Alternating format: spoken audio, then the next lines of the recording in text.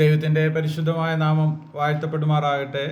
അവിടെ ഇവിടങ്ങളിലായി ഈ ശുശ്രൂഷയിൽ പങ്കെടുക്കുന്ന എല്ലാ പ്രിയപ്പെട്ടവരെയും ഓർത്ത് കർത്താവിനെ സ്തുതിക്കുന്നു.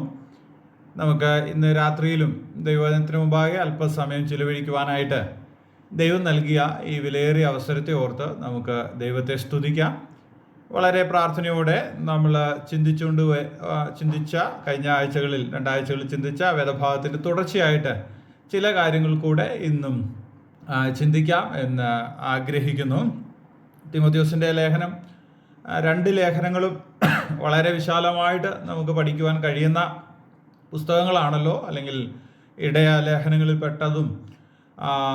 ഓരോ ദൈവവിശ്വാസിയും അവരുടെ ആത്മീക ജീവിതം എങ്ങനെയെന്ന് ഒന്ന് പുനഃപരിശോധന ചെയ്യുവാനായിട്ട് സഭയിൽ നമ്മളെ കർത്താവ് ഏൽപ്പിച്ചിരിക്കുന്ന ഉത്തരവാദിത്തങ്ങൾ എങ്ങനെയാണ് നിറപടിയായിട്ട് നമുക്ക് നിവർത്തിക്കുവാൻ കഴിയുന്നത് എന്നൊക്കെ നമ്മെ വിചിന്തനത്തിന് വിധേയമാക്കുന്ന വേദഭാഗമാണല്ലോ ഇതൊക്കെയും. നമ്മൾ ഓരോ അധ്യായത്തിൽ നിന്നും ഓരോ പ്രധാനമായ ചിന്തകൾ മാത്രം ചിന്തിച്ച് മുന്നോട്ട് പോകാനായിട്ടാണ് ആഗ്രഹിക്കുന്നത്. ആദ്യത്തെ ആഴ്ച 1-ാം അധ്യായത്തിൽ നിന്നും കഴിഞ്ഞ ആഴ്ച 2-ാം അധ്യായത്തിൽ നിന്ന് പ്രാർത്ഥനയോടനുബന്ധിച്ച് നമ്മൾ എങ്ങനെയാണ് നല്ല പോരാട്ടം കഴിക്കേണ്ടത് എന്നതിനെക്കുറിച്ചും ചിന്തിക്കുവാനായിട്ടിടയായി. ഇന്ന് തിമോഥെയോസിൻ്റെ 1-ാം ലേഖനം 3-ാം അധ്യായത്തിൽ നിന്ന് ചില കാര്യങ്ങൾ ചിന്തിക്കാം എന്ന് ഞാൻ ആഗ്രഹിക്കുന്നു. 3-ാം അധ്യായത്തിൽ അധ്യക്ഷന്മാരെക്കുറിച്ചും ശുശ്രൂഷകന്മാരെക്കുറിച്ചുമൊക്കെ വളരെ വിശാലമായിട്ട് നമ്മെ പഠിപ്പിക്കുന്നുണ്ട്. അതൊക്കെ നാം അനവധി പ്രാവശ്യം പഠിക്കുകയും ദൈവസഭയിൽ ദൈവം നമ്മെ ഏൽപ്പിച്ചിരിക്കുന്ന ഉത്തരവാദിത്തങ്ങൾ എങ്ങനെയാണ് കൃത്യതയോടെ ചെയ്യുക എന്നതിന് നമ്മെ സഹായിക്കുകയും ചെയ്യുന്ന വേദഭാഗങ്ങളാണല്ലോ. 3-ാം അധ്യായത്തിൻ്റെ അവസാന വാക്യങ്ങളിലേക്ക് നിങ്ങളുടെ ശ്രദ്ധയെ ഞാൻ ക്ഷണിക്കുകയാണ്. 1 തിമോഥെയോസ് 3-ന്റെ 14, 15, 16 വാക്യങ്ങൾ നമുക്ക് വായിക്കാം. 14, 15, 16 വാക്യം. പോയാലോ സത്യത്തിന്റെ തൂണും അടിസ്ഥാനവുമായി ജീവനുള്ള ദൈവത്തിന്റെ സഭയാകുന്ന ദൈവാലയത്തിൽ നടക്കേണ്ടത് എങ്ങനെയെന്ന് നീ അറിയേണ്ടതിന് ഇത് എഴുതുന്നു. അവൻ ജഡത്തിൽ വെളിപ്പെട്ടു, ആത്മാവിൽ നീതീകരിക്കപ്പെട്ടു, ദൂതന്മാർക്ക് പ്രത്യക്ഷനായി, ജാതിയുടെ ഇടയിൽ പ്രസംഗിക്കപ്പെട്ടു, ലോകത്തിൽ വിശ്വസിക്കപ്പെട്ടു, തേജസ്സിലെടുക്കപ്പെട്ടു എന്നിങ്ങനെ ദൈവഭക്തിയുടെ മർമ്മം സമ്മതമാവണ്ണം വലിയതാകുന്നു. Okay, thank you. ഈ വാക്യങ്ങളും നമുക്ക് വളരെ പരിചയമുള്ള വാക്യങ്ങളാണ്. സുവിശേഷ പ്രസംഗത്തോടനുബന്ധിച്ചൊക്കെ ഈ വേദഭാഗത്തിൽ നിന്ന് നമ്മൾ ധാരാളം ചിന്തകൾ ശ്രവിച്ചിട്ടുണ്ട്. ഏത് കാലഘട്ടത്തിലും ദൈവജനത്തിന് യേശുക്രിസ്തുവിനെ കുറിച്ച് ഉള്ള കാഴ്ചപ്പാടുകൾ, അതിനെ വിശാലവൽക്കരിക്കുന്ന കുറേ ആശയങ്ങൾ നമുക്ക് ഈ വാക്യങ്ങളിൽ നിന്ന് അടർത്തിയെടുക്കുവാനായിട്ട് സാധിക്കുന്നുണ്ട്. പൗലോസ് അപ്പോസ്തലൻ പറയുകയാണ്, ഞാൻ വേഗത്തിൽ നിന്റെ അടുക്കൽ വരും എന്ന് ആശിക്കുന്നു. എഫെസോസിലേക്ക് അവിടെ സഭയുടെ കാര്യങ്ങളൊക്കെ നിർവഹിക്കുന്നതിന് വേണ്ടി അയക്കപ്പെട്ട തിമോഥെയോസിനെ വേഗത്തിൽ കാണുവാനും തിമോഥെയോസിനോട് ചേർന്ന് ശുശ്രൂഷയിൽ മുന്നോട്ട് പോകാനും ഒക്കെ പൗലോസ് അപ്പോസ്തലന് ആഗ്രഹമുണ്ട്. അപ്പോൾ ഈ ലേഖനം എഴുതുമ്പോൾ പൗലോസ് അപ്പോസ്തലൻ തിമോഥെയോസിൽ നിന്ന് ദൂരെയാണ്. എന്നാൽ വേഗത്തിൽ തൻ്റെ അടുക്കൽ എത്തിച്ചേരുകയും തന്നോട് ചേർന്ന് ഈ ശുശ്രൂഷ മുന്നോട്ട് കൊണ്ടുപോകാനും പൗലോസ് ആഗ്രഹിക്കുകയാണ്. എന്നിട്ട് അദ്ദേഹം പറയാണ്, താമസിച്ചു പോയാലോ നീ എന്ത് ചെയ്യണം? സത്യത്തിൻ്റെ തൂണും അടിസ്ഥാനവുമായി ജീവനുള്ള ദൈവത്തിൻ്റെ സഭയാകുന്ന ദൈവാലയത്തിൽ നടക്കേണ്ടുന്നത് തിമോഥെയോസ് എങ്ങനെയാണ് നടക്കേണ്ടത് എന്നറിയുവാനായിട്ടാണ് ഇത് എഴുതിയിരിക്കുന്നത്. ഈ ലേഖനത്തിൻ്റെ ഒരു അന്തസത്ത, എന്തിനാണ് പൗലോസ് അപ്പോസ്തലൻ ലേഖനം എഴുതിയത് എന്ന് ചോദിച്ചാൽ അതിൻ്റെ ഒരു ഉത്തരമാണ് ഈ 3-ാം അധ്യായത്തിൻ്റെ 15, 16 വാക്യങ്ങളിൽ നിന്നൊക്കെ നമുക്ക് കാണുവാനായിട്ട് കഴിയുന്നത്. ജീവനുള്ള ദൈവത്തിൻ്റെ സഭയാകുന്ന ദൈവാലയത്തിൽ എങ്ങനെ നടക്കണം, അത് തിമോഥെയോസ് മാത്രമല്ല, നാം എല്ലാവരും എങ്ങനെയാണ് നടക്കേണ്ടുന്നത് എന്ന ആശയമാണ് നമുക്ക് ഈ ലേഖനത്തിൽ നിന്ന് മനസ്സിലാക്കുവാനായിട്ട് സാധിക്കുന്നത്. 15-ാമത്തെ വാക്യത്തിൽ ദൈവസഭയെക്കുറിച്ച് 3 സാദൃശ്യങ്ങൾ നമുക്ക് കാണുവാനായിട്ട് സാധിക്കുന്നുണ്ട്. അതിനെ ആസ്പദമാക്കി ചില കാര്യങ്ങൾ നമ്മുടെ വിചിന്തനത്തിന് കൊണ്ടുവരുവാനായിട്ടാണ് ഞാൻ ആഗ്രഹിക്കുന്നത്. 3-15 നിന്നുകൊണ്ട് നമ്മൾ ചിന്തിച്ചാൽ ഒരു 3 മെറ്റഫേഴ്സ് അല്ലെങ്കിൽ 3 സാദൃശ്യങ്ങൾ നമുക്ക് കാണുവാനായിട്ട് സാധിക്കും. പുതിയ നിയമസഭയെക്കുറിച്ച് ധാരാളം സാദൃശ്യങ്ങൾ നമുക്ക് പൗലോസ് അപ്പോസ്തലന്റെ ലേഖനങ്ങളിൽ കാണുവാനായിട്ട് സാധിക്കുന്നുണ്ട്. സഭയെക്കുറിച്ച് ദൈവത്തിൻ്റെ ആത്മാവ് എന്താണ് ഉദ്ദേശിക്കുന്നത് എന്നൊക്കെ നമുക്ക് കാണുവാനായിട്ട് കഴിയും. ഇവിടെ നിൽക്കുമ്പോഴും 2-3 സാദൃശ്യങ്ങൾ ഈ വാക്യത്തിൽ നിന്നുകൊണ്ട് നമുക്ക് കാണുവാനായിട്ട് കഴിയും. ഒന്നാമത് സഭയെ ഒരു കുടുംബമായിട്ട്, ഹൗസ് ഹോൾഡ്, ഞാൻ അത് വിശദീകരിക്കുന്നതായിരിക്കും. ഹൗസ് ഹോൾഡ് അല്ലെങ്കിൽ കുടുംബം എന്നുള്ള നിലയിൽ സഭയെക്കുറിച്ച് ഇവിടെ വിശദീകരിക്കുന്നത് നമുക്ക് കാണുവാനായിട്ട് സാധിക്കുന്നുണ്ട്.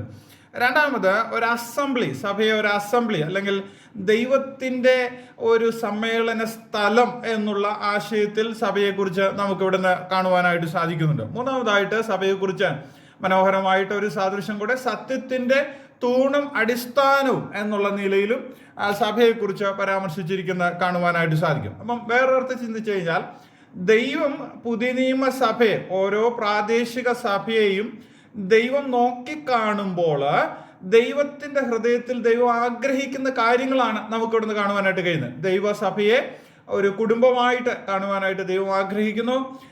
ദൈവസഭയെ ദൈവത്തിൻ്റെ നിവാസ സ്ഥലമായിട്ട്, ദൈവത്തിൻ്റെ സമ്മേളന സ്ഥലമായിട്ട് നോക്കിക്കാണുവാൻ ദൈവം ആഗ്രഹിക്കുന്നു. സത്യത്തിൻ്റെ തൂണും അടിസ്ഥാനവുമായിട്ട് ഈ ലോകത്തിൽ സാക്ഷ്യത്തോടെ നിലനിൽക്കുവാനായിട്ട് ദൈവസഭയെക്കുറിച്ച് ദൈവം ആഗ്രഹിക്കുന്നു. ഞാനും നിങ്ങളുമൊക്കെ ഉൾപ്പെട്ടിരിക്കുന്ന പ്രാദേശിക സഭകൾ ഇപ്രകാരമായിരിക്കണമെന്നാണ് ദൈവം നമ്മെക്കുറിച്ച് ആഗ്രഹിക്കുന്നത്. അതുകൊണ്ട് പ്രിയപ്പെട്ട ദൈവമക്കളെ, സഭയെക്കുറിച്ച് വിശാലമായ കാഴ്ചപ്പാടുകളും ചിന്തകളും ഒക്കെ ഉള്ളവരാണ് നാം ഓരോരുത്തരും. അതുകൊണ്ടാണല്ലോ നമ്മൾ ഇങ്ങനെ കോട്ടയം സഭ ക്രമീകരിക്കുന്ന മീറ്റിങ്ങിലും സന്തോഷത്തോടെ പങ്കെടുക്കുന്നത്. അപ്പോൾ സഭയെക്കുറിച്ചുള്ള നമ്മുടെ ചിന്തകൾ കൂടുതൽ അഭിവൃദ്ധിപ്പെടുവാനായിട്ട് കർത്താവ് തൻ്റെ സ്വന്തം രക്തത്താൽ സമ്പാദിച്ച ദൈവത്തിൻ്റെ സഭ, ഇവിടെ പറഞ്ഞിരിക്കുന്നത് പോലെ തന്നെ സത്യത്തിൻ്റെ തൂണും അടിസ്ഥാനവുമായ ദൈവത്തിൻ്റെ സഭയെക്കുറിച്ചുള്ള നമ്മുടെ ചിന്തകളും നമ്മുടെ താല്പര്യവും കൂടുതൽ വർധനയിലേക്ക് വരുവാനായിട്ട് ദൈവം നമ്മെ ഓരോരുത്തരെയും സഹായിക്കുമാറാകട്ടെ. അപ്പോൾ ആദ്യത്തെ സാദൃശ്യമായിട്ട് നമുക്ക് ഇവിടെ മലയാളം ബൈബിളിൽ കൃത്യ ഓർഡറിലല്ല, ഇംഗ്ലീഷ് ബൈബിളിൽ നമ്മൾ വായിക്കുമ്പോൾ ഇവിടെ കാണുവാനായിട്ട് സാധിക്കുന്ന how you should conduct your self in the house hold of God, അല്ലെങ്കിൽ നീ എങ്ങനെയാണ് ഈ ദൈവത്തിൻ്റെ സഭയിൽ പെരുമാറുക. മലയാളത്തിൽ ഒരു ട്രാൻസ്ലേഷൻ, നമ്മൾ സാധാരണ ബൈബിൾ സൊസൈറ്റിയുടെ ട്രാൻസ്ലേഷനിൽ നീ എങ്ങനെ നടക്കുക എന്നാണ് പറഞ്ഞിരിക്കുന്നത്. അത് ശരിയാണ്, നല്ല ട്രാൻസ്ലേഷനാണ്. അതുപോലെ തന്നെ കണ്ടക്ട് യുവർ സെൽഫ്, നിന്റെ സ്വഭാവം, നീ എങ്ങനെയാണ് ഈ ദൈവസഭയിൽ പെരുമാറേണ്ടത്, നീ എങ്ങനെയാണ് നടക്കേണ്ടത്, നിന്റെ ജീവിതത്തെ എങ്ങനെയാണ് ക്രമീകരിക്കേണ്ടത് എന്ന് തിമോഥെയോസിനോട് പൗലോസ് അപ്പോസ്തലൻ പറയുകയാണ്. എന്നിട്ട് ആദ്യം തന്നെ പറഞ്ഞിരിക്കുന്ന ഒരു സാദൃശ്യം എന്നുള്ളത് conduct your self in the house hold of God, ദൈവത്തിൻ്റെ ഭവനത്തിൽ, ദൈവഭവനത്തിൽ അല്ലെങ്കിൽ ദൈവാലയത്തിൽ എങ്ങനെ പെരുമാറുക. അപ്പോൾ തിമോഥെയോസ് എങ്ങനെയാണ് നടക്കേണ്ടത്, എങ്ങനെയാണ് പെരുമാറേണ്ടത് എന്നുള്ള ആശയമാണ് നമുക്കിവിടെ നിന്ന് കാണുവാനായിട്ട് സാധിക്കുന്നത്. ഈ അധ്യായത്തിൽ മലയാളത്തിൽ ഈ ബൈബിൾ സൊസൈറ്റിയുടെ ട്രാൻസ്ലേഷൻ നമ്മൾ കാണുന്നത് ജീവനുള്ള ദൈവത്തിൻ്റെ സഭയാകുന്ന ദൈവാലയം എന്നാണ് പറഞ്ഞിരിക്കുന്നത്. പക്ഷേ ഇംഗ്ലീഷിൽ ഞാനിപ്പോൾ വായിച്ച ട്രാൻസ്ലേഷന് ഹൗസ് ഹോൾഡ് എന്നാണ്. ഈ അധ്യായത്തിൽ പല പ്രാവശ്യം ഈ ഹൗസ് ഹോൾഡ്, ഈ 3-ാം അധ്യായത്തിലെ ഹൗസ് ഹോൾഡ് എന്നുള്ള പദം നമുക്ക് കാണുവാനായിട്ട് സാധിക്കുന്നുണ്ട്. ജസ്റ്റ് ഒന്ന് ശ്രദ്ധിക്കുക. 3-ാം അധ്യായത്തിൻ്റെ 4-ാമത്തെ വാക്യത്തിൽ നമുക്ക് കാണുവാനായിട്ട് സാധിക്കുന്നത്, മൂപ്പന്മാരോടുള്ള ബന്ധത്തിൽ പറയുമ്പോൾ ശാന്തനും കലഹിക്കാത്തവനും ദ്രവ്യാഗ്രഹമില്ലാത്തവനും സ്വന്തം കുടുംബത്തെ നന്നായി ഭരിക്കുന്നവനും. അവിടെ ഇംഗ്ലീഷിൽ ഉപയോഗിച്ചിരിക്കുന്ന ട്രാൻസ്ലേഷൻ ഹൗസ് ഹോൾഡ് എന്നാണ്. മൂലഭാഷയിൽ ഗ്രീക്കിൽ ഈ വേദഭാഗവും ഒയ്ക്കോ ഹൗസ് അല്ലെങ്കിൽ ഒയ്ക്കോൺ ഹൗസ് ഹോൾഡ് എന്നുള്ള ഒരാശയമാണ് കാണുവാനായിട്ട് സാധിക്കുന്നത്. അപ്പം 3:4 ഈ ഒയ്ക്കോ എന്നുള്ളതിന് ഉപയോഗിച്ചിരിക്കുന്ന പരിഭാഷ ഹൗസ് ഹോൾഡ് എന്നാണ്. മലയാളത്തിൽ കുടുംബം എന്നുള്ളതാണ് കാണുവാനായിട്ട് സാധിക്കുന്നത്. 5-ാമത്തെ വാക്യത്തിലും അടുത്ത വാക്യത്തിലും ഇതേ പദം തന്നെ നമുക്ക് കാണുവാനായിട്ട് സാധിക്കുന്നു. ഒയ്ക്കോൺ എന്ന് ഗ്രീക്കിൽ ഉപയോഗിച്ചിരിക്കുന്നതിന് അവിടെയും ഇംഗ്ലീഷിൽ ഹൗസ് ഹോൾഡ് എന്നാണ്. മലയാളത്തിൽ സ്വന്തം കുടുംബം, സ്വന്തം കുടുംബത്തെ ഭരിക്കുവാൻ അറിയാത്തവൻ എന്നുള്ള ആശയത്തിൽ പറഞ്ഞിരിക്കുന്നു. അവിടെയും ഈ ഒയ്ക്കോ എന്നുള്ള ഗ്രീക്ക് പദത്തിന് പരിഭാഷ കൊടുത്തിരിക്കുന്നത് കുടുംബം എന്നുള്ളതാണ്. 12-ാമത്തെ വാക്യത്തിൽ ശുശ്രൂഷകന്മാരോടുള്ള ബന്ധത്തിൽ അവിടെയും ഈ ഹൗസ് ഹോൾഡ് എന്നുള്ള ഒയ്ക്കോൺ എന്നുള്ള പദം ഉപയോഗിച്ചിട്ടുണ്ട്. അവിടെയും മലയാളത്തിൽ പരിഭാഷപ്പെടുത്തിയിരിക്കുന്നത് സ്വന്തം കുടുംബങ്ങളെയും, പ്ലൂറലാണ്, ബഹുവചനത്തിലാണ്, സ്വന്തം കുടുംബങ്ങളെയും എന്നാണ് പരാമർശിച്ചിരിക്കുന്നത്. അതോടൊപ്പം തന്നെ അതിൻ്റെ 12-ാമത്തെ വാക്യത്തിൽ, ഇപ്പം നമ്മൾ വായിച്ച 12-ാമത്തെ വാക്യത്തിൽ സ്വന്തം കുടുംബത്തെ എന്ന് ഉപയോഗിച്ചിരിക്കുന്ന കാണുവാനായിട്ട് സാധിക്കുന്നുണ്ട്. അപ്പം ഈ അധ്യായത്തിൽ തന്നെ 3 സ്ഥലത്ത് ഈ ഒയ്ക്കോൺ എന്ന് പറയുന്ന ഗ്രീക്ക് പദം പരിഭാഷപ്പെടുത്തിയിരിക്കുന്നത് കുടുംബം എന്നുള്ള രീതിയിലാണ്, അല്ലെ ഹൗസ് ഹോൾഡ്, കുടുംബം എന്നുള്ള രീതിയിലാണ്. ഇവിടെ നമ്മൾ വായിച്ച 15ാമത്തെ വാക്യത്തിലും അതേ ഗ്രീക്ക് പദം തന്നെ ഓയ്ക്കോൺ എന്നുള്ള ഒയ്ക്കോ എന്ന് പറയുന്ന ഗ്രീക്ക് പദമാണ് ഉപയോഗിച്ചിരിക്കുന്നത്. അതിനും ഇംഗ്ലീഷിൽ മുകളിൽ പറഞ്ഞിരിക്കുന്ന പോലെ തന്നെ ഹൗസ് ഹോൾഡ് എന്നാണ് ഉപയോഗിച്ചിരിക്കുന്നത്. എന്നാൽ മലയാളത്തിൽ നമ്മുടെ പരിഭാഷയിൽ ദൈവാലയം എന്നാണ് ഉപയോഗിച്ചിരിക്കുന്നത്. അത് ശരിയാണ്, കുഴപ്പമില്ല. പക്ഷെ മുകളിലെ ആ കോണ്ടെക്സ്റ്റ് വെച്ച്, പശ്ചാത്തലം വെച്ച് നമ്മൾ പരിശോധിക്കുമ്പോൾ അവിടെയും കുടുംബം, ദൈവ കുടുംബം എന്നുള്ള ആശയം തന്നെയാണ് പൗലോസ് അപ്പോസ്തലൻ ഇവിടെ ശ്രോതാക്കളെ അറിയിക്കുവാനായിട്ട് ആഗ്രഹിക്കുന്നത്. അപ്പം സ്വന്തം കുടുംബം ഒരു മനുഷ്യൻ എങ്ങനെയാണ് കൈകാര്യം ചെയ്യുന്നത് എന്ന് അവൻ്റെ ശുശ്രൂഷ, ആ വ്യക്തിയുടെ ശുശ്രൂഷയോടുള്ള ബന്ധത്തിൽ വളരെ പ്രാധാന്യമുള്ളതാണ്. മൂപ്പന്മാരായാലും ശുശ്രൂഷകന്മാരായാലും സഭയിലെ ഉത്തരവാദിത്വം നിർവഹിക്കുന്ന ഓരോ വ്യക്തികളും അവരവരുടെ കുടുംബങ്ങളെ എങ്ങനെയാണ് പരിപാലിക്കുന്നതെന്നും കുടുംബത്തിൽ എങ്ങനെയാണ് പെരുമാറുന്നത് എന്നും ഓരോ വ്യക്തികളും ശ്രദ്ധിക്കേണ്ടത് ഒരനിവാര്യതയാണ്. അതുപോലെ തന്നെ ഈ വിഷയം ഇങ്ങനെ പറഞ്ഞു വന്നിട്ട് പറയാണ്, ഇതാ നിങ്ങൾ ഇപ്പോൾ ആയിരിക്കുന്ന എവിടെയാണ്? ജീവനുള്ള ദൈവത്തിന്റെ കുടുംബത്തിലാണ് നിങ്ങൾ ആയിരിക്കുന്നത്. അതുകൊണ്ട് തിമോത്തിയോസേ, നീ ആ ജീവനുള്ള ദൈവത്തിന്റെ കുടുംബത്തിൽ, ഹൗസ് ഹോൾഡിൽ നീ എങ്ങനെ നിന്നെ തന്നെ കണ്ടക്ട് ചെയ്യുന്നു, നിന്നെ തന്നെ എങ്ങനെ സൂക്ഷിക്കുന്നു എന്ന് നീ പ്രത്യേകമായിട്ട് പരിശോധന കഴിക്കണം എന്ന് ഇവിടെ പൗലോസ് അപ്പോസ്തലൻ ഓർമ്മപ്പെടുത്തുന്നത് കാണുവാനായിട്ട് സാധിക്കും. പ്രിയപ്പെട്ടവരെ, ദൈവസഭയെ ദൈവത്തിന്റെ കുടുംബമായിട്ടാണ് ദൈവം കാണുന്നത്. അല്ലെങ്കിൽ നമ്മൾ ഉൾപ്പെട്ടിരിക്കുന്ന ഓരോ പ്രാദേശിക കൂടിവരവുകളും നമ്മുടെ സ്വന്തം കുടുംബം പോലെ ദൈവത്തിന്റെ കുടുംബമാണ്. ആ കുടുംബത്തിൽ കൂട്ടുത്തരവാദിത്വമുള്ള വ്യക്തികളായിട്ടാണ് ദൈവം നമ്മെ ഓരോരുത്തരെയും ആക്കി വെച്ചിരിക്കുന്നത് എന്ന് വിശദീകരിക്കാതെ തന്നെ നമുക്കറിയാമല്ലോ. എത്രയോ വേദഭാഗങ്ങൾ നമുക്ക് അതിനോടനുബന്ധിച്ച് എടുക്കുവാനായിട്ട് സാധിക്കും. കർത്താവായ യേശുക്രിസ്തു നമ്മളെ സഹോദരന്മാർ എന്ന് വിളിച്ചിരിക്കുന്നു. കർത്താവിൻ്റെ ശുശ്രൂഷ സമയത്ത് കർത്താവിനോട് ആളുകൾ പറയുകയാണ്, നിന്റെ അമ്മയും സഹോദരന്മാരും വന്നു എന്ന് പറയുമ്പോൾ കർത്താവ് പറയാണ്, ആരാണ് എൻ്റെ സഹോദരന്മാരും എൻ്റെ അമ്മയും? എൻ്റെ വചനങ്ങളെ കേട്ട് അത് ചെയ്യുന്നവർ, അത് അനുസരിക്കുന്നവർ, കർത്താവിൻ്റെ ഹിതത്തിനനുസരിച്ച് കർത്താവിൻ്റെ വചനത്തെ തങ്ങളുടെ ഹൃദയത്തിൽ സൂക്ഷിച്ച് അതിനനുസരിച്ച് പെരുമാറുന്നവനാണ് കർത്താവിൻ്റെ സഹോദരൻ എന്ന് പറഞ്ഞു. കർത്താവ് എന്ന് പറഞ്ഞു, ഞാൻ നിങ്ങളെ സഹോദരന്മാർ എന്ന് സംബോധന ചെയ്തിരിക്കുന്നതായിട്ട് കാണുവാനായിട്ട് സാധിക്കുന്നുണ്ട്. റോമാലേഖനം 8-ാം അധ്യായത്തിന്റെ 29ാമത്തെ വാക്യം നമ്മൾ വായിക്കുമ്പോൾ അവിടെയും ഈ യേശുക്രിസ്തു നമ്മളെ സഹോദരന്മാർ എന്ന ഗണത്തിൽ ഉൾപ്പെടുത്തിയിരിക്കുന്നതിൻ്റെ വിശാലമായ അർത്ഥത്തെക്കുറിച്ച് നമുക്ക് വായിച്ച് മനസ്സിലാക്കുവാനായിട്ട് സാധിക്കുന്നുണ്ട്. അപ്പോൾ ദൈവസഭയിലെ ദൈവമക്കൾ എല്ലാവരും ഒരുമിച്ച് ചേർന്ന് ജീവനുള്ള ദൈവത്തിൻ്റെ കുടുംബമായിട്ട് ഒരു സഹവർത്തിത്വം അത് ദൈവം നമ്മളിൽ നിന്ന് പ്രതീക്ഷിക്കുന്നു എന്നുള്ളൊരാശയത്തെയാണ് നമുക്ക് ഇവിടെ കാണുവാനായിട്ട് സാധിക്കുന്നത്. ഇതിൻ്റെ തിമോത്തിയോസിന്റെ ലേഖനം തന്നെ അതിൻ്റെ 5-ാം അധ്യായത്തിലേക്ക് നമ്മൾ വരുമ്പോൾ ഇതേ ആശയം തൻ്റെ വിശദീകരണങ്ങൾ കാണുവാനായിട്ട് സാധിക്കും. ഒരു കുടുംബം എന്നുള്ള നിലയിൽ ദൈവസഭ എങ്ങനെയാണ് ശ്രദ്ധിക്കേണ്ടത് എന്നാണ് കാണുവാനായിട്ട് സാധിക്കും. 5-ന്റെ പ്രാരംഭവാക്യത്തിൽ മൂത്തവനെ ഭർഷിക്കാതെ അപ്പനെ പോലെയും ഇളയവരെ സഹോദരന്മാരെ പോലെയും മൂത്ത സ്ത്രീകളെ അമ്മമാരെ പോലെയും ഇളയ സ്ത്രീകളെ പൂർണ്ണ നിർമ്മലതയോടുകൂടെ സഹോദരികളെ പോലെയും പ്രബോധിപ്പിക്കുക. സാക്ഷാൽ വിധവമാരായിരിക്കുന്ന വിധവമാരെ മാനിക്ക്. അപ്പം അവിടെ നോക്കിക്കേ, ആരൊക്കെയുണ്ട്? അപ്പനെ പോലെ കാണേണ്ട ആളുകളുണ്ട്, സഹോദരിമാരെ പോലെ കാണേണ്ട ആളുകളുണ്ട്, സഹോദരന്മാരെ പോലെ കാണേണ്ട ആളുകളുണ്ട്, അമ്മമാരെ പോലെ കാണേണ്ട ആളുകളുണ്ട്.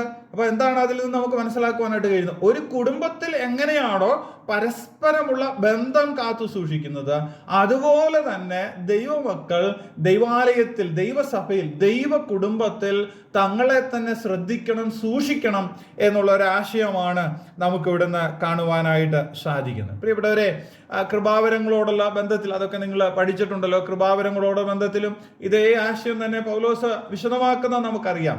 ദൈവത്തിന്റെ സഭയിൽ ദൈവമക്കൾ എങ്ങനെയാണ് തങ്ങളെ തന്നെ സൂക്ഷിക്കുകയും മറ്റുള്ളവനെ എങ്ങനെയാണ് പ്രോത്സാഹിപ്പിക്കുകയും കരുതുകയും ഒക്കെ ചെയ്യേണ്ടത് എന്നുള്ള ആശയത്തെ നമുക്ക് അവിടെ നിന്ന് കാണുവാനായിട്ട് സാധിക്കുന്നു. അതുകൊണ്ട് ദൈവത്തിൻ്റെ കുടുംബത്തിലെ അംഗങ്ങളാക്കി കർത്താവ് നമ്മെ ആക്കി വെച്ചിരിക്കുന്നുണ്ട്. ഏതെല്ലാം കാര്യങ്ങളാണ് നമ്മൾ ശ്രദ്ധിക്കേണ്ടത്?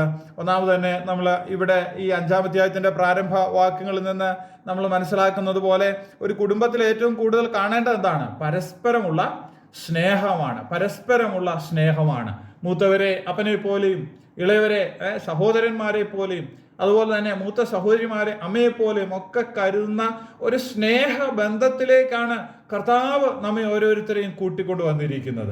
ഒരു പ്രാദേശിക സഭയിൽ നമ്മൾ അംഗമായിട്ടിരിക്കുമ്പോൾ ആ സഭ എൻ്റെ കുടുംബമാണ് എന്നുള്ള ബോധ്യത്തോടു കൂടെ അവിടെ ആയിരിക്കുന്ന ഓരോ വ്യക്തികളും എൻ്റെ സഹോദരനോ സഹോദരിയോ അമ്മയോ ഇളയ പെങ്ങളോ ഒക്കെയാണ്, സഹോദരിയോ ആണ് എന്നുള്ള ആ ബോധ്യത്തോടുകൂടെ ഒരു സ്നേഹത്തിൻ്റെ ദൃഢതയിലേക്ക് വരണം എന്നാണ് ദൈവം നമ്മെക്കുറിച്ച് ഓരോരുത്തരെയും കുറിച്ച് ആഗ്രഹിക്കുന്നത്. അപ്പോൾ ഒരു ഭവനം എന്നുള്ള നിലയിൽ ആദ്യം തന്നെ ദൈവം നമ്മെ വീക്ഷിക്കുന്നത് അല്ലെങ്കിൽ നമ്മളിൽ നിന്ന് പ്രതീക്ഷിക്കുന്നത് പരസ്പരം ഉള്ള ആ സ്നേഹബന്ധം, ആ സ്നേഹബന്ധത്തിൻ്റെ ഊഷ്മളത എത്രമാത്രം ഉണ്ട് എന്ന് ദൈവം എപ്പോഴും തൻ്റെ കുടുംബത്തിലേക്ക്, തൻ്റെ സഭയാകുന്ന ആ കുടുംബത്തിലേക്ക് നോക്കി പരിശോധന കഴിക്കുന്നു എന്ന് കാണുവാനായിട്ട് സാധിക്കുന്നു. രണ്ടാമത്തെ ആശയം നമുക്ക് ഇവിടെ നിന്ന് മനസ്സിലാക്കുവാനായിട്ട് സാധിക്കുന്നു. ഒരു കുടുംബം നല്ല രീതിയിൽ മുന്നോട്ട് പോകണമെങ്കിൽ ഒരു കൂട്ടുത്തരവാദിത്വമുണ്ട്. എല്ലാവരും ഒരുമിച്ച് ചേർന്ന് തങ്ങളുടെ ഉത്തരവാദിത്തങ്ങൾ നിർവഹിച്ചു പോകുമ്പോൾ മാത്രമേ എന്ത് ചെയ്യത്തുള്ളൂ, ഒരു കുടുംബ ബന്ധം അത് നല്ല രീതിയിൽ മുന്നോട്ട് പോവുകയുള്ളൂ. അപ്പോൾ സഭ എന്നുള്ള നിലയിലും നാം പരസ്പരം ഒരു കൂട്ടുത്തരവാദിത്വം നിർവഹിക്കണം, അല്ലെങ്കിൽ മറ്റുള്ളവർക്ക് മുൻഗണന കൊടുത്തുകൊണ്ട് ഇത് എല്ലാവരും ഒരുമിച്ച് ചെയ്യേണ്ട ഒരു ശുശ്രൂഷയാണ് എന്നുള്ള ബോധ്യത്തോടു കൂടെ മറ്റുള്ളവനെ, കർത്താവിൻ്റെ വാക്കുകൾ തന്നെ പറഞ്ഞ മറ്റുള്ളവനെ തന്നേക്കാൾ ശ്രേഷ്ഠൻ എന്ന് എണ്ണിക്കൊണ്ട് പരസ്പരം ഒരു ഒരു ഒരു ഒരു നല്ല ബന്ധത്തിൽ, ഒരു കൂട്ടുത്തരവാദിത്വത്തിൽ മുന്നോട്ട് പോയെങ്കിൽ മാത്രമേ എന്ത് ചെയ്യത്തുള്ളൂ, ദൈവസഭ അനുഗ്രഹിക്കപ്പെട്ട രീതിയിൽ മുന്നോട്ട് പോവുകയുള്ളൂ. അല്ലെങ്കിൽ വേറെ അർത്ഥത്തിൽ ചിന്തിച്ചാൽ പരസ്പരം മുൻഗണന കൊടുക്കുന്ന, മറ്റുള്ളവനെ ശ്രേഷ്ഠൻ എന്ന് എണ്ണുന്ന ഒരു അനുഭവം ഉണ്ടെങ്കിലേ സഭ ഒരു കുടുംബം എന്നുള്ള നിലയിൽ മുന്നോട്ട് പോകുള്ളൂ. നമുക്കറിയാം, ഒരു കുടുംബത്തിൽ ഭാര്യയുണ്ട്, ഭർത്താവുണ്ട്, മക്കളുണ്ട്. അവർ തമ്മിലുള്ള ബന്ധം നന്നായിട്ട് പോകണമെങ്കിൽ അവരവരുടെ സ്ഥാനം എന്താണെന്ന് അവർ തിരിച്ചറിഞ്ഞ് മറ്റുള്ളവർക്ക് ബഹുമാനം കൊടുത്ത് മുന്നോട്ട് പോയെങ്കിലേ നന്നായിട്ട് മുന്നോട്ട് പോകുള്ളൂ. അല്ലെങ്കിൽ ആ കുടുംബത്തിൽ എപ്പോഴും ശിഥിലതയും പ്രശ്നങ്ങളും ബുദ്ധിമുട്ടുകളും ഒക്കെ അവർക്ക് അനുഭവിക്കേണ്ടതായിട്ട് വരികയുള്ളൂ. അപ്പോൾ ദൈവത്തിൻ്റെ സഭയിലായിരിക്കുന്ന നമ്മളും ഈ കൂട്ടുത്തരവാദിത്വം, ഈ പരസ്പരമുള്ള മുൻഗണന കൊടുക്കുന്നത് നമ്മളെപ്പോഴും കാത്തു സൂക്ഷിക്കണം. അബ്രഹാമിൻ്റെ ജീവിതത്തെക്കുറിച്ച് നമ്മൾ പഠിക്കുമ്പോൾ അബ്രഹാം എപ്പോഴും മറ്റുള്ളവർക്ക് പ്രഥമ പരിഗണന അല്ലെങ്കിൽ മറ്റുള്ളവർക്ക് മുൻഗണന കൊടുത്തു എന്ന് നമുക്ക് കാണുവാനായിട്ട് സാധിക്കുന്നുണ്ട്. അബ്രഹാമിൻ്റെ ജീവിതത്തിൽ നമ്മൾ ചിന്തിക്കുമ്പോൾ അബ്രഹാമിനോട് ദൈവം പറയുകയാണ്, ഞാൻ നിനക്ക് ഒരു മകനെ നൽകും. വാർദ്ധക്യത്തിലാണ്, പക്ഷേ ഞാൻ നിനക്കൊരു മകനെ നൽകും എന്ന് പറയുമ്പോൾ അബ്രഹാം വിശ്വസിക്കുന്നുണ്ട്. അപ്പോൾ തന്നെ അബ്രഹാം പറയുകയാണ്, എൻ്റെ മുമ്പാകെ ഈ എലയാസർ ജീവിച്ചിരുന്നാൽ മതി. വേറെ സന്ദർഭത്തിൽ പറയുകയാണ്, ഈ ഇസ്മായേൽ എൻ്റെ മുമ്പാകെ ജീവിച്ചിരുന്നാൽ മതി. ആദ്യം പറയുന്നത് ദമ്മേശക്കാരനായി ഈ എലയാസർ എൻ്റെ സ്വത്തിനൊക്കെ അവകാശിയാണ്, അവൻ എൻ്റെ മുമ്പാകെ ഇരുന്നാൽ മതി. വേറെ സന്ദർഭം പറയുകയാണ്, ഇസ്മായേൽ എൻ്റെ മുമ്പാകെ ജീവിച്ചിരുന്നാൽ മതി. ലോത്തും അബ്രഹാമും തമ്മിൽ വേർപിരിയുന്ന സന്ദർഭത്തിൽ അബ്രഹാമിന് എല്ലാ റൈറ്റും ഉണ്ടായിരുന്നു ഏത് ഭാഗത്തേക്ക് പോകണം എന്നുള്ളതിൻ്റെ തിരഞ്ഞെടുപ്പ് നടത്താനായിട്ട്. പക്ഷെ അബ്രഹാം പറയാണ്, നീ തിരഞ്ഞെടുത്തു കൊള്ളുക, നീ വലത്തോട്ടെങ്കിൽ ഞാൻ ഇടത്തോട്ട്, നീ ഇടത്തോട്ടെങ്കിൽ ഞാൻ വലത്തോട്ട് എന്ന് പറഞ്ഞുകൊണ്ട് ലോത്തിന് ആദ്യത്തെ പരിഗണന, ആ ഫസ്റ്റ് ചോയ്സ് കൊടുക്കുന്നതിനെ കുറിച്ച് നമുക്ക് കാണുവാനായിട്ട് സാധിക്കുന്നു. അപ്പം അബ്രഹാമിന്റെ ജീവിതത്തിൽ ഉടനീളം ദൈവത്തിന്റെ ആത്മാവിനാൽ നിയന്ത്രിക്കപ്പെട്ട ആ മനുഷ്യൻ മുന്നോട്ട് പോയപ്പോൾ എപ്പോഴും മറ്റുള്ളവർക്കായിരുന്നു ആദ്യ പരിഗണന കൊടുത്തത്. നിങ്ങൾ എടുത്തുകൊള്ളുക, ആദ്യത്തെ ആ അവസരം നിങ്ങൾ എടുത്തുകൊള്ളുക, ഞാൻ സെക്കൻഡ് ചോയ്സ് മാത്രം എനിക്ക് മതി എന്നുള്ള ഒരു കാഴ്ചപ്പാടിൽ മറ്റുള്ളവർക്ക് കൂടുതൽ പരിഗണന കൊടുക്കുന്ന ഒരു അനുഭവം നമുക്ക് കാണുവാനായിട്ട് സാധിക്കും. പ്രിയപ്പെട്ടവരെ, ഒരു കുടുംബം എന്നുള്ള നിലയിൽ ദൈവസഭയെക്കുറിച്ചും ദൈവം ഉദ്ദേശിക്കുന്ന ഇതാണ്, ആദ്യത്തെ പരിഗണന മറ്റുള്ളവർക്ക് കൊടുക്കാനായിട്ടുള്ള ഒരു വിശാല മാനസിക അവസ്ഥയിലേക്ക് ഓരോ ദൈവ പൈതലും എത്തിച്ചേരുമ്പോഴാണ് സഭയ്ക്ക് വർധന ഉണ്ടാകുക.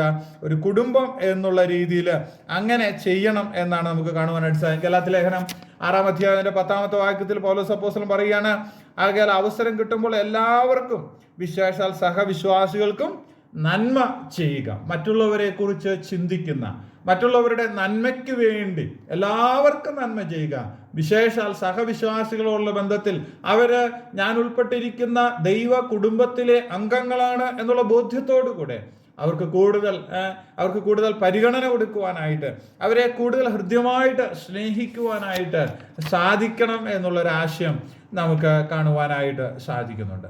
മൂന്നാമത്, നമുക്ക് ഈ വിഷയത്തോടുള്ള ബന്ധത്തിൽ ഒരു ദൈവ കുടുംബത്തിലെ അംഗമാണ് ഞാനെന്ന് പറയുമ്പോൾ നമുക്ക് മനസ്സിലാക്കുവാനായിട്ട് കഴിയുന്ന വേറൊരു ആശയം എന്നുള്ളത്, ദൈവത്തെ കൂടുതൽ അറിഞ്ഞ് ആ കൂട്ടായ്മയിലുള്ള ഒരു വർധന ദൈവം നമ്മളിൽ നിന്ന് ആഗ്രഹിക്കുന്നു. ഒരു ദൈവ കുടുംബത്തിലെ അംഗങ്ങളായിട്ട് നമ്മൾ എല്ലാവരും ഇരിക്കുമ്പോൾ ഞാൻ ദൈവത്തെക്കുറിച്ച് കൂടുതൽ അറിഞ്ഞ, അല്ലെങ്കിൽ കർത്താവിനെക്കുറിച്ച്,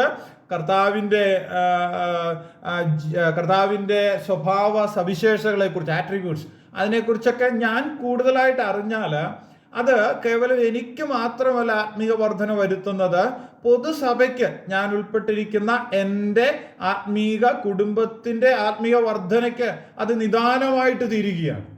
യോഹന്നാൻ്റെ ഒന്നാം ലേഖനം അതിൻ്റെ 1-ാം അധ്യായം 26-ാമത്തെ വാക്യം നമുക്കൊന്ന് ശ്രദ്ധിക്കാം. 1 യോഹന്നാൻ 1:26. അവിടെ യോഹന്നാൻ ഈ ആശയത്തെ വിശദീകരിക്കുന്നത് നമുക്ക് കാണുവാനായിട്ട് 1-ാം അധ്യായത്തിൻ്റെ 2-ാമത്തെ വാക്യം. ഓക്കെ, 2-3 വാക്യങ്ങളൊന്ന് ശ്രദ്ധിക്കുക. 1 യോഹന്നാൻ 1-ാം അധ്യായത്തിൻ്റെ 2-3 വാക്യങ്ങൾ, ഞങ്ങളുടെ കൈതൊട്ടതായ ജീവന്റെ വചനം സംബന്ധിച്ച് ജീവൻ പ്രത്യക്ഷമായി ഞങ്ങൾ കണ്ട് സാക്ഷീകരിക്കുകയും പിതാവിനോട് കൂടെ ഇരുന്ന് ഞങ്ങൾക്ക് പ്രത്യക്ഷമായ നിത്യജീവനെ നിങ്ങളോട് അറിയിക്കുകയും ചെയ്യുന്നു. എന്നിട്ട് ശ്രദ്ധിക്കുക. അപ്പം യോഹന്നാൻ പറയാണ്, ഞങ്ങൾ കർത്താവിനോട് കൂടെ ഇരുന്നു, കർത്താവിനെ കണ്ടു, കർത്താവിൻ്റെ സ്പർശനം ഞങ്ങൾ അനുഭവിച്ചവരാണ്.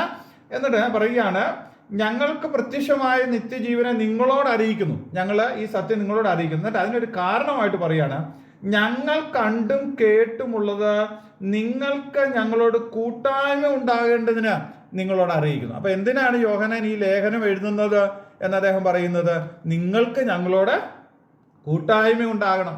ഞങ്ങളുടെ കൂട്ടായ്മയോ പിതാവിനോടും അവൻ്റെ പുത്രനായ യേശുക്രിസ്തുവിനോടും ആകുന്നു. നമ്മുടെ സന്തോഷം പൂർണ്ണമാകുവാൻ ഞങ്ങൾ ഇത് നിങ്ങൾക്ക് എഴുതുന്നു. അപ്പൊ ഈ എഴുതിയതിൻ്റെ ഉദ്ദേശം തന്നെ കേവലം ഒരു ലേഖനം എഴുതുക എന്നുള്ളതല്ല, അതിലുപരിയായിട്ട് ദൈവത്തിൻ്റെ മക്കൾ എന്നുള്ള നിലയിൽ പരസ്പരമുള്ള ആ കൂട്ടായ്മ ബന്ധത്തിൽ വളരണം. നിങ്ങളും ഞങ്ങൾ അനുഭവിച്ച ഈ സന്തോഷത്തിൽ നിങ്ങൾക്കും വർധനയുണ്ടാകണം. ഈ കൂട്ടായ്മയുടെ ഊഷ്മളത നിങ്ങളും അനുഭവിക്കണം.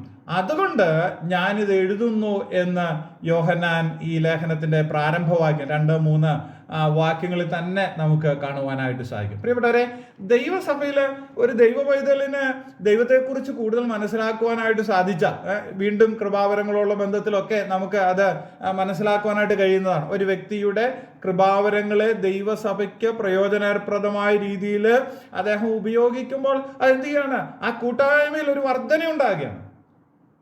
അതാണ് ദൈവം നമ്മൾ ഇന്ന് പ്രതീക്ഷിക്കുന്നത്. ഓരോ ദൈവ പൈതലും ദൈവത്തെ കൂടുതൽ അറിയുകയും ആ ദൈവത്തെക്കുറിച്ചുള്ള അദ്ദേഹത്തിൻ്റെ അറിവ് ദൈവസഭയുടെ കൂട്ടായ്മയ്ക്ക് കൂടുതൽ പ്രയോജനകരമായിട്ട് തീരുകയും ചെയ്യുന്ന ഒരവസ്ഥ. നമുക്ക് അങ്ങനെ ഒരു കാഴ്ചപ്പാടുണ്ടോ എന്ന് നമ്മളെ തന്നെ ഒന്ന് പരിശോധിക്കുവാൻ ദൈവം നമ്മെ ഓരോരുത്തരെയും സഹായിക്കട്ടെ. ഞാൻ ദൈവത്തോട് കൂടുതൽ അടുക്കുകയാണെങ്കിൽ അത് എൻ്റെ സഭയ്ക്ക് കൂടുതൽ പ്രയോജനകരമായിട്ട് തീരുന്നു.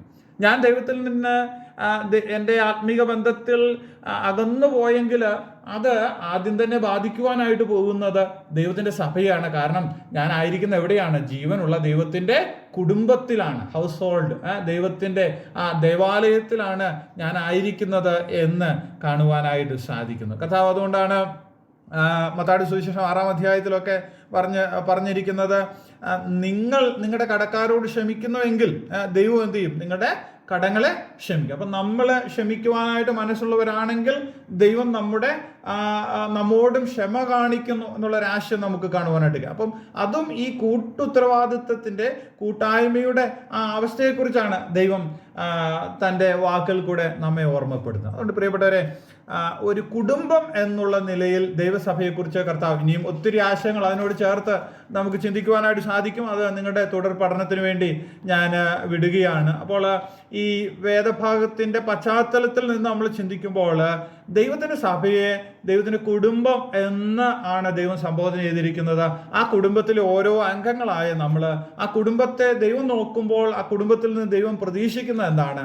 പരസ്പരമുള്ള സ്നേഹബന്ധം, അതുപോലെ തന്നെ പരസ്പരം മറ്റുള്ളവരുടെ അഭിവൃദ്ധിക്ക് വേണ്ടി മറ്റുള്ളവർക്ക് ഒരു മുൻഗണന കൊടുക്കുവാനായിട്ടുള്ള മനോഭാവം. അതുമാത്രമല്ല, ജീവനുള്ള ദൈവത്തെക്കുറിച്ച് നാം ഓരോരുത്തരും കൂടുതൽ മനസ്സിലാക്കുമ്പോൾ അത് സഭയുടെ പൊതുപ്രയോജനത്തിന് വേണ്ടി, സഭയുടെ കൂട്ടായ്മ ബന്ധത്തിന്, അതിൻ്റെ അഭിവൃദ്ധിക്ക് വേണ്ടി കാരണമാകണം എന്നാണ് നമുക്ക് മനസ്സിലാക്കുവാനായിട്ട് സാധിക്കുന്നത്. വേഗം മുന്നോട്ട് പോട്ടെ. രണ്ടാമത് നമുക്ക് കാണുവാനായിട്ട് സാധിക്കുന്നത് ഇവിടെ ദൈവസഭയെ വിളിച്ചിരിക്കുന്ന വേറൊരു പേരായിട്ട് ഇവിടെ രേഖപ്പെടുത്തിയിരിക്കുന്നത് സഭ അല്ലെങ്കിൽ ദൈവത്തിൻ്റെ സമ്മേളന സ്ഥലം, ദൈവം മനുഷ്യനുമായിട്ട് സംവദിക്കുന്ന ഒരു സ്ഥലം എന്നുള്ളൊരാശയത്തിലാണ് പരിഭാഷയിൽ ഉപയോഗിച്ചിരിക്കുന്നത്. ജീവനുള്ള ദൈവത്തിൻ്റെ സഭ, ഇംഗ്ലീഷിൽ അസംബ്ലി എന്നുള്ളൊരാശയം, അല്ലെങ്കിൽ ചർച്ച് അസംബ്ലി എന്നുള്ളൊരാശയം നമുക്ക് കാണുവാനായിട്ട് സാധിക്കുന്നു. അപ്പോൾ എന്താ ഇതിൽ നിന്ന് നമുക്ക് മനസ്സിലാക്കുവാനായിട്ട് സാധിക്കുന്നത്? സഭ ജീവനുള്ള ദൈവത്തിൻ്റെ നിവാസ സ്ഥലമാണ്, അല്ലെങ്കിൽ ജീവനുള്ള ദൈവം തൻ്റെ മക്കളുമായിട്ട് സംവദിക്കുന്ന, അവരുമായിട്ട് കൂട്ടായ്മ ആചരിക്കുന്ന സ്ഥലമാണ്, സമ്മേളന സ്ഥലമാണ് ദൈവസഭ എന്നുള്ളൊരാശയം. ഇത് ദൈവത്തിൻ്റെ കുടുംബമാണ്. അതോടൊപ്പം തന്നെ കുറച്ചുകൂടെ വേറൊരു ആശയത്തിൽ ചിന്തിക്കുമ്പോൾ ദൈവം തൻ്റെ മക്കളുമായിട്ട് തൻ്റെ കാര്യപരിപാടികളോടുള്ള ബന്ധത്തിൽ ഏർപ്പെടുന്ന നിവാസ സ്ഥലമായിട്ടാണ് ദൈവസഭയെ നമുക്ക് ഇവിടുന്ന് കാണുവാനായിട്ട് കഴിയുന്നത്. അതാണ് ചർച്ച് അല്ലെങ്കിൽ അസംബ്ലി എന്നുള്ളൊരു ആശയത്തിൽ നമുക്ക് കാണുവാനായിട്ട് സാധിക്കുന്നത്. അപ്പോൾ ഒരു അസംബ്ലി എന്നുള്ളതിൻ്റെ ഒരു നിർവചനമായിട്ട് നമുക്ക് എടുക്കുവാനായിട്ട് സാധിക്കുന്നത്, കുറച്ചാളുകൾ ഒരു പൊതു താല്പര്യത്തിന് വേണ്ടി, അല്ലെങ്കിൽ ഒരുമിച്ച് ചേർന്ന ഒരു പൊതു ആവശ്യത്തിന് വേണ്ടി, അല്ലെങ്കിൽ ഒരു പൊതു താല്പര്യത്തിന് വേണ്ടി കൂടി വരുന്ന സഭ, ഒരു സ്ഥലത്തെയാണ് നാം പൊതുവെ സഭ, ജനറൽ സെൻസിൽ സഭ അല്ലെങ്കിൽ അസംബ്ലി എന്നൊക്കെ നമ്മൾ വിളിക്കുന്നത്. അപ്പോൾ ദൈവസഭയെ ഈ അസംബ്ലി എന്നുള്ള നിലയിൽ നമ്മൾ നിർവചിക്കുമ്പോൾ അതിൽ നിന്ന് നമ്മൾ മനസ്സിലാക്കുന്ന യാഥാർത്ഥ്യം എന്താണ്? നമ്മൾ ഒരു പൊതു ആശയത്തിന് വേണ്ടി, എന്താണ് നമ്മുടെ മനസ്സിലുള്ള ആശയം? ദൈവത്തെ ആരാധിക്കുക, ദൈവത്തിൻ്റെ വചനം അനുസരിക്കുക ഇത്യാദി പൊതു ആശയത്തിൻ്റെ ബലത്തിൽ നാം എല്ലാവരും ഒരുമിച്ച് കൂടുന്ന സ്ഥലത്തെയാണ് ദൈവത്തിൻ്റെ സമ്മേളന സ്ഥലം അല്ലെങ്കിൽ ദൈവത്തിൻ്റെ അസംബ്ലി എന്നുള്ള രീതിയിൽ നമ്മൾ മനസ്സിലാക്കുന്നത്. നമുക്കെല്ലാവർക്കും ഒരു ചിന്തയേ ഉള്ളൂ, അത് നമ്മുടെ കർത്താവ് നമ്മെ രക്ഷിച്ചു, നമ്മെ വീണ്ടെടുത്തു, യേശുക്രിസ്തു ഏകരക്ഷകൻ, ഏക മധ്യസ്ഥൻ എന്നുള്ള ആ ഉദ്ദേശത്തിന്റെ അടിസ്ഥാനത്തിൽ നമ്മൾ ഒരുമിച്ച് കൂടുകയാണ്. നമ്മൾ കൂടുന്നതിന്റെ ഉദ്ദേശം എന്താണ്? ഈ ദൈവത്തെ മഹത്വപ്പെടുത്തുക, ദൈവത്തിന്റെ കൽപ്പനകളെ പ്രമാണിക്കുക, അതുപോലെ തന്നെ ദൈവത്തെ ആരാധിക്കുക. ഈ ആശയമൊക്കെ നിവർത്തിക്കുന്നതിന് വേണ്ടിയാണ് നമ്മൾ ഒരുമിച്ച് കൂടുന്നത്. പഴയ നിയമത്തിൽ അനേക ഭാഗങ്ങളിൽ നമ്മൾ വായിച്ചിരിക്കുന്ന ഒരു പദപ്രയോഗമാണ് ജീവനുള്ള ദൈവത്തിൻ്റെ ആലയം, അല്ലെങ്കിൽ ജീവനുള്ള ദൈവാലയത്തെക്കുറിച്ച് അവരങ്ങനെ പറഞ്ഞിരിക്കുന്നത് കാണുവാനായിട്ട് സാധിക്കുന്നുണ്ട്.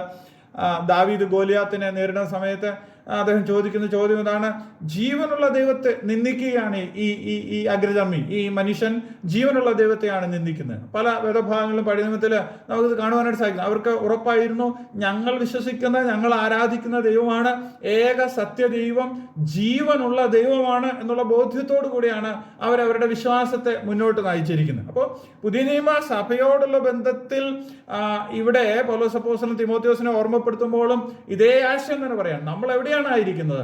ജീവനുള്ള ദൈവത്തിന്റെ ആലയത്തിലാണ് നാം ഓരോരുത്തരും ആയിരിക്കുന്നത് എന്ന് കാണുവാനായിട്ട് സാധിക്കും. ഇവിടെ ഇത് ദൈവം നമ്മോട് സംവദിക്കുന്ന ഒരു സ്ഥലമാണ് ദൈവത്തിൻ്റെ കുടുംബം അല്ലെങ്കിൽ ദൈവത്തിൻ്റെ സഭ എങ്കിൽ ഏതെല്ലാം കാര്യങ്ങളിൽ നമ്മൾ ശ്രദ്ധ പുലർത്തേണ്ടത് ഒരു അനിവാര്യതയാണ്. നിർഭാഗ്യവശാല് ഇന്ന് അനേകർക്ക് ഈ ബോധ്യം നഷ്ടപ്പെട്ടുകൊണ്ടിരിക്കുകയാണ്. ദൈവത്തിൻ്റെ സഭ എന്നുള്ളത് ദൈവം വളരെ പ്രാധാന്യത്തോടു കൂടെ കാണുന്നത് ആണെന്നും ദൈവത്തിൻ്റെ പദ്ധതിയിൽ ഏറ്റവും മുഖ്യ സ്ഥാനം കൊടുത്തിരിക്കുന്നതാണ് ദൈവത്തിൻ്റെ സഭ എന്നുള്ളതും ഇത് ജീവനുള്ള ദൈവത്തിൻ്റെ നിവാസ സ്ഥലമാണ് എന്നുള്ള ആ ബോധ്യം ആളുകളിൽ നിന്ന് നഷ്ടപ്പെട്ടു പോവുകയാണ്. അതുകൊണ്ടാണ് പലപ്പോഴും സഭാബന്ധത്തിലൊക്കെ ഇടർച്ച വരികയും സഭയെ കാണേണ്ട രീതിയിൽ കാണുവാനൊന്നും ആളുകൾക്ക് കഴിയാതെ പോകുന്നു. അതൊരു വലിയ കുറവ് തന്നെയാണ്. അതുകൊണ്ട് ദൈവം നമ്മെ സഹായിക്കട്ടെ. നമുക്ക് ഈ സഭയോടുള്ള ബന്ധത്തിൽ ഇത് ദൈവത്തിൻ്റെ നിവാസ സ്ഥലമാണ് എന്നുള്ള ബോധ്യത്തോടു കൂടെ നമ്മൾ ജീവിക്കുമ്പോൾ നമുക്ക് ഇതിനെക്കുറിച്ചുള്ള കൂടുതൽ ഉൾക്കാഴ്ചകൾ ദൈവം നമുക്ക് നൽകട്ടെ. അപ്പോൾ ഇത് ദൈവത്തിൻ്റെ അസംബ്ലി ആണെങ്കിൽ ആദ്യമേ നമ്മൾ മനസ്സിലാക്കേണ്ടത് സഭ കൂടി വരുന്ന സമയത്ത് ദൈവം സഭയെ എപ്പോഴും എന്ത് ചെയ്യുകയാണ്? സഭയെ എപ്പോഴും നോക്കിക്കാണുന്നു, സഭയെ വീക്ഷിക്കുന്നു എന്ന് കാണുവാനായിട്ട് കഴിയും. കാരണം ഇത് ആരുടേതാണ്? ജീവനുള്ള ദൈവത്തിൻ്റെ സഭയാണ്, അല്ലെങ്കിൽ ജീവനുള്ള ദൈവത്തിൻ്റെ നിവാസ സ്ഥലമാണ്. അതുകൊണ്ട് എപ്പോഴും ദൈവത്തിൻ്റെ കണ്ണുകൾ എവിടെയുണ്ട്? ഈ സഭയിലുണ്ട്, സഭയുടെ കൂടിവരവുകളിലുണ്ട് എന്നുള്ളൊരു ബോധ്യം നമ്മളെ ഭരിക്കണം. ദൈവം എപ്പോഴും നോക്കിക്കൊണ്ടിരിക്കുന്നു. വെളിപ്പാട് പുസ്തകത്തിൽ സഭകൾക്കുള്ള ദൂത് എഴുതുമ്പോൾ അവിടെ യോഹന്നാൻ അപ്പോസ്തലൻ രേഖപ്പെടുത്തിയിരിക്കുന്ന വസ്തുതകൾ നമുക്കറിയാം, അറിവുള്ളതാണല്ലോ. അവിടെ കർത്താവ് ആ സഭയുടെ മധ്യേ ഉലാത്തുകയാണ്. എന്നിട്ട് ആ സഭയെ വളരെ സൂക്ഷ്മമായിട്ട് നിരീക്ഷണം ചെയ്ത് ഓരോ സഭയുടെയും കുറവുകളും ആ സഭയുടെ ഗുണങ്ങളും ഒക്കെ വിശദീകരിക്കുകയാണ്.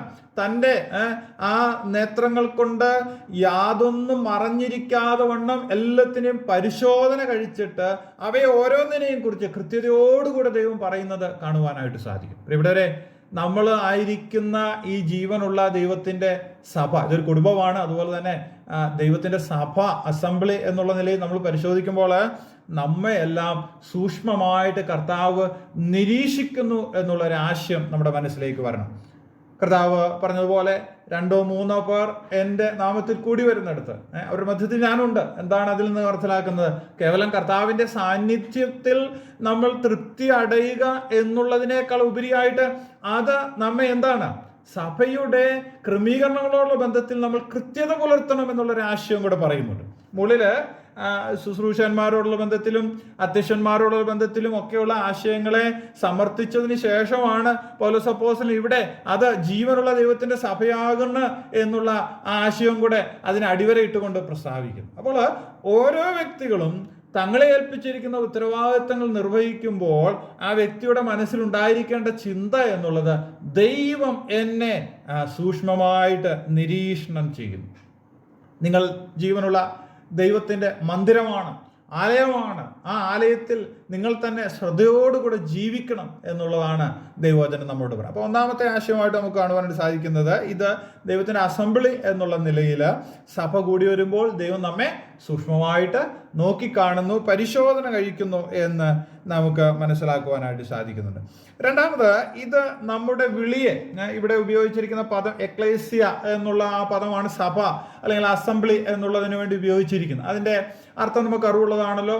വിളിച്ച് വേർതിരിക്കുക, എക്കാലവോ കോൾഡ് ഔട്ട്, വിളിച്ച് വേർതിരിക്കപ്പെട്ടവരുടെ കൂട്ടത്തെയാണ് സഭ അല്ലെങ്കിൽ അസംബ്ലി, ചർച്ച് എന്നൊക്കെ ഉള്ള രീതിയിൽ ദൈവം സംബോധന ചെയ്തിരിക്കുന്നത്. അപ്പോൾ നാം ഇങ്ങനെ ഈ ദൈവസഭയുടെ അംഗങ്ങളായിരിക്കുമ്പോൾ അത് നമ്മെ ഓർമ്മപ്പെടുത്തുന്നത് നമ്മളെങ്ങനെയാണ്? ദൈവം നമ്മളെ വിളിച്ചു, നമ്മളെ വിശുദ്ധ വിളിയാല് വിളിച്ചു വേർതിരിക്കുന്നു എന്നുള്ള ആശയം നമ്മുടെ മനസ്സിൽ എപ്പോഴും ഉണ്ടാകണം. കർത്താവാണ് എന്നെ വിളിച്ച് ദൈവത്തിൻ്റെ സഭയിലാക്കിയിരിക്കുന്നത്. അപ്പോൾ ഇത് കേവലം എൻ്റെ എന്തെങ്കിലും ചിന്ത കൊണ്ടോ ആശയം കൊണ്ടോ ഉണ്ടായതല്ല, അല്ലെങ്കിൽ ആരെങ്കിലും എന്നെ ഇവിടെ കൂട്ടിക്കൊണ്ട് വന്നതല്ല. അതിലെല്ലാം ഉപരിയായിട്ട് കർത്താവാണ് എന്നെ വിളിച്ച് കൂട്ടിക്കൊണ്ടുവന്നിരിക്കുന്നത്. ആ ഒരു പദപ്രയോഗത്തിൽ നിന്ന് തന്നെ നമുക്ക് ആ ആശയം മനസ്സിലാക്കുവാനായിട്ട് സാധിക്കുന്നുണ്ട്. അപ്പോൾ ദൈവത്തിൻ്റെ സഭയിലേക്ക് കർത്താവ് എന്നെ വിളിച്ച് ചേർത്തിരിക്കുന്നു എങ്കിൽ തീർച്ചയായിട്ടും എന്നെക്കുറിച്ച് കർത്താവ് ഉദ്ദേശിക്കുന്ന ഉദ്ദേശങ്ങളൊക്കെ നിർവഹിക്കുവാനായിട്ടുള്ള ഉത്തരവാദിത്വം കൂടെ എനിക്കുണ്ട്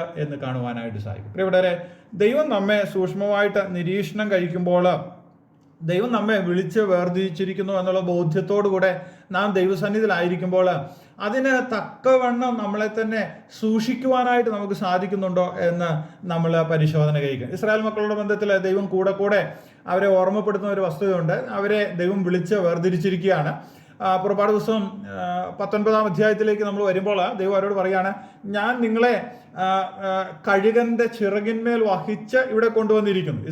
ഈജിപ്തിൽ നിന്ന് യാത്ര ചെയ്ത് ഇവിടെ സീനായ് മലയുടെ അടിവാരത്ത് സമ്മേളിച്ചിരിക്കുന്ന ആ ദൈവത്തിൻ്റെ പഴയ നിയമ വിശുദ്ധന്മാരോടുള്ള ബന്ധത്തിൽ ദൈവം പറയാണ്, ഞാൻ നിങ്ങളെ ഇങ്ങനെ കൂട്ടിക്കൊണ്ട് വന്നിരിക്കുകയാണ്. എന്നിട്ട് അവരോട് പറയുകയാണ്, നിന്നിൻ്റെ കാര്യങ്ങൾ ഞാൻ നിങ്ങളോട് പറയുവാനായിട്ട് പോകുന്നു, നിങ്ങൾ അതിനെ അനുസരിക്കണം. പിന്നീട് മുന്നോട്ട് നമ്മൾ വായിക്കുമ്പോൾ ഈ കൽപ്പനകളൊക്കെ കൊടുക്കുമ്പോൾ ദൈവം ഇവരുടെ നിവാസ സ്ഥലങ്ങളുടെ വിശുദ്ധിയെക്കുറിച്ച് പോലും കൃത്യതയോടുകൂടെ പറയുന്നുണ്ട്. ദൈവം പറയുന്ന ഒരു ആവർത്തന പുസ്തകം 23, പിന്നീട് വായിച്ചാൽ ആവർത്തന പുസ്തകം 23-ാം അധ്യായത്തിൻ്റെ 12 മുതലുള്ള വാക്യങ്ങൾ വായിക്കുമ്പോൾ ദൈവം പറയാണ്, ഞാൻ നിങ്ങളുടെ ഈ കൂടാരങ്ങളുടെ ചുറ്റും ഞാൻ നടക്കുന്നു. ഞാൻ നിങ്ങളുടെ കൂടാരത്തിൻ്റെ ചുറ്റും നടക്കുമ്പോൾ അവിടെ ബാഹ്യമായ ഒരു അശുദ്ധി പോലും കാണുവാനായിട്ട് ദൈവം ആഗ്രഹിക്കുന്നില്ല എന്നുള്ള രീതിയിൽ ദൈവം അവർക്ക് കൽപ്പന കൊടുക്കുന്നതിനെ കുറിച്ച് നമുക്ക് കാണുവാനായിട്ട് സാധിക്കും. ഇവിടെ പുതിയ നിയമത്തിൽ അത്തരത്തിലുള്ള പദപ്രയോഗങ്ങളൊന്നും നമ്മൾ കാണുന്നില്ല. എങ്കിലും നമുക്കറിയാം, ബാഹ്യമായ പരിശുദ്ധി, വിശുദ്ധി, ശുചിത്വം നാം എല്ലാവരും പാലിക്കണം. അതോടൊപ്പം തന്നെ ദൈവം നമ്മളെ ശോധന കഴിച്ച് നമ്മുടെ ശുശ്രൂഷയെക്കുറിച്ചും നമ്മുടെ ഉത്തരവാദിത്തങ്ങളെക്കുറിച്ചും ഒക്കെ ദൈവം എപ്പോഴും ഒരു പരിശോധന കഴിക്കുന്നു എന്നുള്ള ബോധം നമ്മുടെ മനസ്സിൽ കാത്തു സൂക്ഷിക്കണം. അങ്ങനെയുള്ളവർക്ക് ദൈവസഭയുടെ മഹത്വത്തെ, പ്രാധാന്യത്തെ തിരിച്ചറിയുവാനായിട്ട് സാധിക്കത്തുള്ളൂ. ആ ഒരു ഉൾക്കാഴ്ച, ആ ഒരു ബോധം ദൈവം നമുക്ക് എല്ലാവർക്കും നൽകട്ടെ. മൂന്നാമത്, ഇത് സഭ എന്നുള്ള നിലയിൽ, ജീവനുള്ള ദൈവത്തിൻ്റെ മന്ദിരമാണ് സഭ എന്നുള്ള നിലയിൽ നമുക്ക് കാണുവാനായിട്ട് സാധിക്കും. ഇത് നമുക്ക് അറിവുള്ള ആശയമാണ്. കൂട്ടായിട്ടുള്ള ആരാധനയുടെ പ്രാധാന്യത്തെയും നമുക്ക് ഈ വാക്യത്തിൽ നിന്ന് മനസ്സിലാക്കുവാനായിട്ട് സാധിക്കും. അപ്പം ജീവനുള്ള ദൈവത്തിൻ്റെ സഭ എന്നുള്ള നിലയിൽ നമ്മൾ സമ്മേളിക്കുമ്പോൾ, നമ്മൾ കൂടി വരുമ്പോൾ, നമ്മൾ ഒരുമിച്ച് കൂടി ദൈവത്തെ ആരാധിക്കുക, അതിൻ്റെ പ്രാധാന്യതയും നമുക്ക് ഇവിടെ നിന്ന് മനസ്സിലാക്കുവാനായിട്ട് സാധിക്കും. നമ്മളെല്ലാവരും വ്യക്തിപരമായിട്ട് ദൈവത്തെ ആരാധിക്കുന്നവരാണ്. അതോടൊപ്പം തന്നെ ദൈവസഭയുടെ ആരാധന ശുശ്രൂഷയിൽ നമ്മൾ എങ്ങനെ ശ്രദ്ധിക്കുന്നു, നമ്മളെ തന്നെ എങ്ങനെ ക്രമീകരിക്കുന്നു എന്നുകൂടെ ദൈവം പരിശോധന കഴിക്കുന്നു. എബ്രായ ലേഖനകാരൻ പറയുന്ന പോലെ സഭായോഗങ്ങളെ ചിലർ അലക്ഷ്യമാക്കുന്നുണ്ട്. എന്നാൽ നമ്മൾ അലക്ഷ്യമാക്കി കളയുവാനായിട്ട് പാടില്ല. കർത്താവിൻ്റെ സഭയിലെ ശുശ്രൂഷകൾക്ക്, അത് ആരാധനാ യോഗത്തിന് പ്രത്യേകമായ പ്രാധാന്യമുണ്ട്. മറ്റ് പൊതു കൂടിവരവുകൾക്കൊക്കെയും നമ്മൾ വളരെ പ്രാധാന്യത്തോടെ അതിനെ നോക്കിക്കാണണം. കാരണം ആരാണ് നോക്കിക്കൊണ്ടിരിക്കുന്നത്? ദൈവം നോക്കുന്നു, ദൈവം നമ്മെ പരിശോധന കഴിക്കുന്നു എന്നുള്ള ബോധ്യത്തോടു കൂടെ ഈ കൂട്ടായിട്ടുള്ള ആരാധനയ്ക്കും കൂട്ടായിട്ടുള്ള വചന പഠനത്തിനും കൂട്ടായിട്ടുള്ള ശുശ്രൂഷകൾക്കും ഒക്കെ ദൈവം നമ്മെ ആക്കി വച്ചിരിക്കുന്നു എന്നുള്ളൊരു ബോധം നമുക്കുണ്ടാകുവാനായിട്ട് സാധിക്കണം. കൂട്ടായ്മയുടെ, ആരാധനയുടെ പ്രാധാന്യം ഉൾക്കൊണ്ടുകൊണ്ടുള്ള ജീവിതം നമ്മൾ നയിക്കണം എന്നുള്ളൊരാശയവും നമുക്ക് കാണുവാനായിട്ട് സാധിക്കും. ഈ കാലഘട്ടങ്ങളിൽ പലപ്പോഴും ആളുകൾക്ക് ഈ ആരാധനയുടെ പ്രാധാന്യമൊക്കെ കുറഞ്ഞു വരുന്നു, അവരുടെ ജീവിതത്തിൽ കുറഞ്ഞു വരുന്നു എന്നുള്ളത് ദുഃഖകരമായൊരു വസ്തുതയാണ്.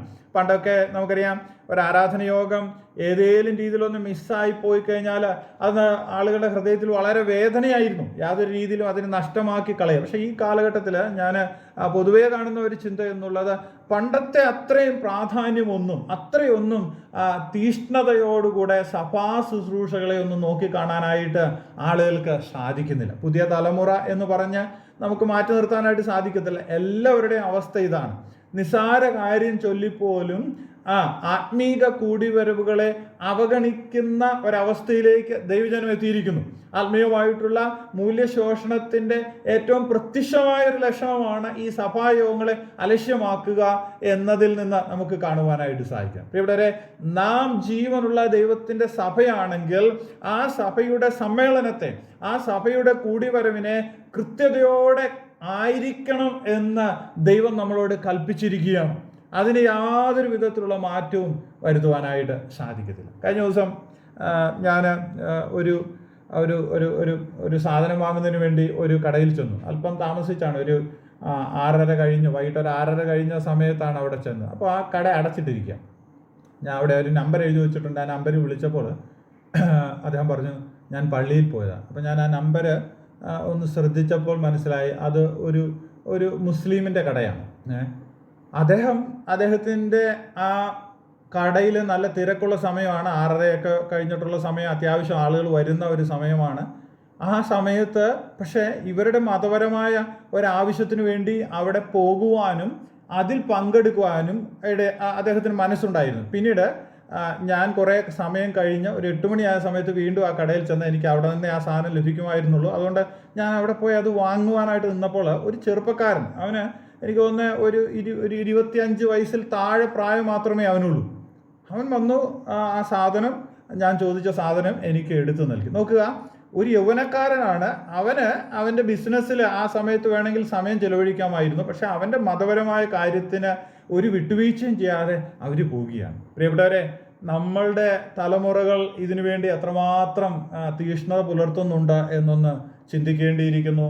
നമ്മുടെ കുടിവരവുകൾക്കൊക്കെ നിസാര കാര്യം ചൊല്ലിപ്പോലും മാറിപ്പോകുന്ന ഒരവസ്ഥയുണ്ട്. അത് ദുഃഖകരമായൊരു വസ്തുതയാണ്. ദൈവം നമ്മെ പരിശോധന കഴിക്കുന്നു. ഇവിടെ ദൈവം നമ്മൾ വിളിച്ച് വേർതിരിക്കപ്പെട്ടവരുടെ കൂട്ടമാണ്. ആ കൂട്ടത്തെ നമ്മൾ 3 കാര്യങ്ങൾ അതിനോടനുബന്ധിച്ച് ചിന്തിച്ചു. ദൈവം ആ സഭയെ വീക്ഷിക്കുകയാണ്, നോക്കിക്കൊണ്ടിരിക്കുകയാണ്. രണ്ടാമത്, നമ്മെ വിശുദ്ധ വിളിയാലാണ് ദൈവം വിളിച്ച് ചേർത്തിരിക്കുന്നത്. അതുകൊണ്ട് ആ വിശുദ്ധിയോടുകൂടെ, ആ നീതിയോടുകൂടെ ജീവിക്കണം എന്ന് ദൈവം ആഗ്രഹിക്കുന്നു. മൂന്നാമത്, കൂട്ടായിട്ടുള്ള ആരാധനയുടെയും കൂട്ടായിട്ടുള്ള സഭാ ശുശ്രൂഷകളുടെയും പ്രാധാന്യത്തെ ഇത് നമ്മെ ഓർമ്മപ്പെടുത്തുകയാണ്. അപ്പം ഈ വേദഭാഗത്തിൽ നിന്ന് 2 ആശയങ്ങൾ നമ്മൾ ഇതിനോടകം ചിന്തിച്ചു. ഒന്ന്, ദൈവത്തിൻ്റെ സഭ ദൈവത്തിൻ്റെ കുടുംബമാണ്. 2, ഇത് ദൈവം നമ്മോട് സംവദിക്കുന്ന സ്ഥലമാണ്. ദൈവം നമ്മോട് ബന്ധം സൂക്ഷിക്കുന്ന ഒരു സമ്മേളനം എന്നുള്ള രീതിയിൽ, അസംബ്ലി എന്നുള്ള നിലയിൽ ഇതിനെ നോക്കി കാണുവാനായിട്ട് സാധിക്കും. മൂന്നാമത്, ഇവിടെ പറഞ്ഞിരിക്കുന്ന മനോഹരമായ ഒരു പദപ്രയോഗം ദൈവസഭയുടെ ഒരു സാദൃശ്യം എന്നുള്ള നിലയിലൂടെ പറഞ്ഞിരിക്കുകയാണ്. സഭ എന്താണ്? സത്യത്തിൻ്റെ തൂണും അടിസ്ഥാനവുമായിട്ട് പ്രവർത്തിക്കണം. എങ്ങനെയാണ് ജീവനുള്ള ദൈവത്തിൻ്റെ സഭയിൽ പെരുമാറേണ്ടത്? ഇത് സത്യത്തിൻ്റെ തൂണും അടിസ്ഥാനവുമാണ് എന്നുള്ള ആ ഉത്ബോധത്തോടെ, ആ ഉൾക്കാഴ്ചയോടുകൂടെ ദൈവസഭയിൽ പെരുമാറണം എന്ന് തിമോത്തിയോസിനോട് പറയുകയാണ്. തിമോത്തിയോസ് ഇപ്പോൾ എഫെസോസിൽ താമസിക്കുന്ന ഒരാൾക്ക് പില്ലർ അല്ലെങ്കിൽ തൂണ് എന്നുള്ള ഒരാശയത്തെ വിശദീകരിക്കാതെ തന്നെ അദ്ദേഹത്തിന് അറിയാം. കാരണം അവിടെ ഉള്ള ഈ ഡയാനയുടെ ടെമ്പിളിൽ 127 വലിയ പടുകൂറ്റൻ തൂണുകളാൽ സ്ഥാപിക്കപ്പെട്ട ഒരു ആരാധന സ്ഥലമായിരുന്നു ഈ ഡയാനയ്ക്ക് വേണ്ടി അവരവിടെ നിർമ്മിച്ചത്. ഇന്നും മനുഷ്യനെ ഒരു അത്ഭുതകരമായിട്ട് ഉള്ള ഒരു നിർമ്മിതിയാണല്ലോ അവിടെ 127 തൂണുകളാൽ നിർമ്മിക്കപ്പെട്ടത്. അപ്പം അങ്ങനെയുള്ള ഒരു പട്ടണത്തിൽ നിൽക്കുന്ന തിമോത്തിയോസ്, അങ്ങനെയുള്ള ഒരു പട്ടണത്തിൽ ജീവിക്കുന്ന വിശ്വാസികൾ, അവരോട് ബന്ധം സൂക്ഷിക്കുന്ന തിമോത്തിയോസിനോട് പറയാണ്, ദൈവത്തിൻ്റെ സഭ എന്താണ്? സത്യത്തിൻ്റെ തൂണും അടിസ്ഥാനവുമാണ് എന്ന് പറയുകയാണ്. ഒരു തൂണ് എന്നുള്ളതിൽ നമുക്കറിയാം, ഇവിടെ ഉപയോഗിച്ചിരിക്കുന്ന പദപ്രയോഗത്തിന് പല അർത്ഥങ്ങൾ നമുക്ക് എടുക്കുവാനായിട്ട് സാധിക്കും. ഒരു തൂണ് എന്തിനാണ് സ്ഥാപിക്കുന്നത്? ഒന്നാമത് തന്നെ നമ്മൾ പില്ലർ എന്ന് പറഞ്ഞാൽ നമ്മുടെയൊക്കെ ഒരു ബിൽഡിങ്ങിനെ, അതിൻ്റെ റൂഫിനെ സ്ട്രെങ്തൻ ചെയ്യുവാനായിട്ട്, റൂഫിനെ ബലം കൊടുക്കുന്നതിന് വേണ്ടി, മേൽക്കൂരയ്ക്ക് ബലം കൊടുക്കുന്നതിന് വേണ്ടിയാണ് നമ്മൾ ഒരു പില്ലർ സ്ഥാപിക്കുന്നത്. അതോടൊപ്പം തന്നെ ഒരു പില്ലർ ഒരു പട്ടണമധ്യത്തിൽ, ആ കാലഘട്ടത്തിലൊക്കെ ഒരു പട്ടണമധ്യത്തിൽ സ്ഥാപിച്ചു കഴിഞ്ഞാൽ അതിൽ വലിയ ഹാങ്ങിങ് ബോർഡ്സ്, നോട്ടീസ് ബോർഡ് പോലെ വലിയ ബോർഡുകൾ സ്ഥാപിച്ചു കഴിഞ്ഞാൽ എന്ത് ചെയ്യും? ആളുകൾക്ക് ദൂരെ നിന്ന് തന്നെ, ഇപ്പോഴും ഉണ്ട്, ആളുകൾക്ക് ദൂരെ നിന്ന് അത് കാണുവാനായിട്ട് സാധിക്കുന്നുണ്ട്. അപ്പം ഈ പില്ലറിന് വളരെ പ്രാധാന്യമുണ്ട്. അത് പല രീതിയിലും ആളുകൾക്ക് വളരെ ഗുണകരമായ രീതിയിലാണ് അതിനെ സ്ഥാപിച്ചിരിക്കുന്നത്. അതിൻ്റെ ആ പില്ലറിനും അതിൻ്റെ അടിസ്ഥാനത്തിനും ബലക്ഷയം സംഭവിച്ചു കഴിഞ്ഞാൽ അത് മൊത്തത്തിൽ അതിൻ്റെ സ്ട്രക്ചറിനെ ബാധിക്കും, അതിന് ക്ഷയം സംഭവിക്കും എന്ന് കാണുവാനായിട്ട് സാധിക്കും. അപ്പം ദൈവസഭയോടുള്ള ബന്ധത്തിൽ പറഞ്ഞിരിക്കുകയാണ്, ദൈവസഭ എന്താണ്? ഇത് സത്യത്തിൻ്റെ തൂണും അടിസ്ഥാനവുമാണ് എന്ന് പറഞ്ഞിരിക്കും. ഇവിടെ അടിസ്ഥാനം എന്ന് ഉപയോഗിച്ചിരിക്കുന്ന ആ പദം, അതിൻ്റെയും മൂലഭാഷയിൽ ഉപയോഗിച്ചിരിക്കുന്ന ആ പദത്തെ കുറിച്ച് നമ്മൾ പഠിക്കുകയാണെങ്കിൽ വളരെ സ്ട്രോങ് ആയിട്ട് ഒരു മതിൽ എന്നുള്ള രീതിയിലാണ് ആശയത്തെ നമുക്ക് എടുക്കുവാനായിട്ട് സാധിക്കും. കേവലം ഒരു 3-4 കല്ല് വെച്ചുകൊണ്ട് പണിയുന്നതല്ല, അതിലുപരിയായിട്ട് ഒരു സ്ട്രോങ് വോൾ അല്ലെങ്കിൽ ഒരു സ്ട്രോങ് ആയിട്ടുള്ള ഒരു മതിൽ എന്നുള്ള രീതിയിലാണ്. വേറൊരു ആശയം എന്നുള്ളത് ഈ കപ്പലിൻ്റെ ഒക്കെ അടിത്തട്ട് നിർമ്മിക്കുക. കപ്പലിൻ്റെ അടിത്തട്ട് നമുക്കറിയാം, ഈ വെള്ളത്തിൽ സ്പർശിച്ചുകൊണ്ട് കിടക്കുന്ന ഒരു ഭാഗമാണ്. അത് വളരെ സ്ട്രോങ് ആയിട്ടാണ് ഇവർ പണിതെടുക്കുന്നത്. നല്ല മെറ്റൽ ഉപയോഗിച്ച് ഒരിക്കലും അത് ദ്രവിച്ചു പോകാത്ത രീതിയിൽ നന്നായിട്ട് പണിയുന്നു. അപ്പോൾ ആ ഒരു ആശയം ഒരു വലിയ ഒരു മതിലിനോടോ അല്ലെങ്കിൽ ഒരു കപ്പലിൻ്റെയൊക്കെ അടിഭാഗത്തോടോ ചേർന്നിരിക്കുന്ന അതേ ആശയത്തിലാണ് ഇവിടെ ഉപയോഗിച്ചിരിക്കുന്ന അടിസ്ഥാനം എന്നുള്ളൊരു പദം ഉപയോഗിച്ചിരിക്കുന്നത്. അപ്പം ദൈവസഭയെക്കുറിച്ച് പറഞ്ഞിരിക്കുന്നതാണ്, ദൈവസഭയാണ് ഈ സത്യത്തിൻ്റെ തൂണും അടിസ്ഥാനവും എന്ന് കാണുവാനായിട്ട് സാധിക്കും. എഫെസ്യർ നമ്മൾ വായിക്കുന്ന പോലെ സഭ ക്രിസ്തു തന്നെ മൂലക്കല്ലായിട്ടിരിക്കെ അപ്പോസ്തലന്മാരും പ്രവാചകന്മാരും എന്ന അടിസ്ഥാനത്തിന്മേൽ എന്ന് പറഞ്ഞാൽ അപ്പോസ്തലന്മാരുടെയും പ്രവാചകന്മാരുടെയും ഉപദേശത്തിന്മേലാണ് ദൈവസഭ കെട്ടിപ്പണിതിരിക്കുന്നത്. ഈ ലോകത്തിൽ സത്യത്തിൻ്റെ പ്രതീകമായിട്ട് യേശുക്രിസ്തു എന്ന ആ ഏക സത്യത്തെ മറ്റുള്ളവരുടെ മുമ്പാകെ വെളിപ്പെടുത്തുന്നതിന് വേണ്ടി ദൈവമാക്കി വെച്ചിരിക്കുന്നതാണ് ദൈവത്തിൻ്റെ സഭ. ആ സഭയിലെ അംഗങ്ങളാണ് നാം ഓരോരുത്തരും. അപ്പോൾ നമ്മെ ഒരു വ്യക്തി നോക്കിക്കാണുമ്പോൾ ഈ ക്രിസ്തു ആകുന്ന സത്യത്തെ മറ്റുള്ളവരുടെ മുമ്പാകെ വെളിപ്പെടുത്തുന്ന ഫലകങ്ങളായിട്ട് നാം ഓരോരുത്തരും നിൽക്കണം എന്നുള്ളൊരാശയമാണ് നമുക്കിവിടുന്ന് അടർത്തി എടുക്കുവാനായിട്ട് സാധിക്കുന്നത്. ദൈവസഭയാണ് സത്യത്തിൻ്റെ തൂണും അടിസ്ഥാനവുമായിട്ട് പ്രവർത്തിക്കേണ്ടത്. ദൈവസഭയിൽ കൂടിയാണ് ക്രിസ്തുവിനെ കുറിച്ച് ആളുകൾ മനസ്സിലാക്കുന്നത്. ദൈവസഭയിൽ കൂടിയാണ് ദൈവവചനത്തിൻ്റെ സത്യങ്ങളെ മറ്റുള്ളവർ തിരിച്ചറിയുവാനായിട്ട് പോകും. അപ്പോൾ എഫെസസ് പട്ടണത്തിലുള്ള ആ ദേവിയുടെ ദേവാലയത്തെ 127 തൂണുകൾ കൊണ്ട് അവർ പണിതു വെച്ചപ്പോൾ അത് കേവലം അന്ധമായ ചില ആശയങ്ങളാണ് അവിടേക്ക് വരുന്നവർക്ക് കിട്ടുന്നത്. എന്നാൽ പൗലോസ് അപ്പോസ്തലൻ തിമോഥെയോസിന് പറയാണ്, തിമോഥെയോസേ, ഇതാണ് ദൈവത്തിൻ്റെ സഭ. നീ അവിടെ എഫെസസ് പട്ടണത്തിൽ ഈ ശുശ്രൂഷ ചെയ്ത് ആ സഭയുടെ ക്രമീകരണങ്ങൾക്ക് വേണ്ടി അധ്വാനം ചെയ്യുമ്പോൾ നീ ചെയ്യുന്ന കാര്യം എന്താണ്?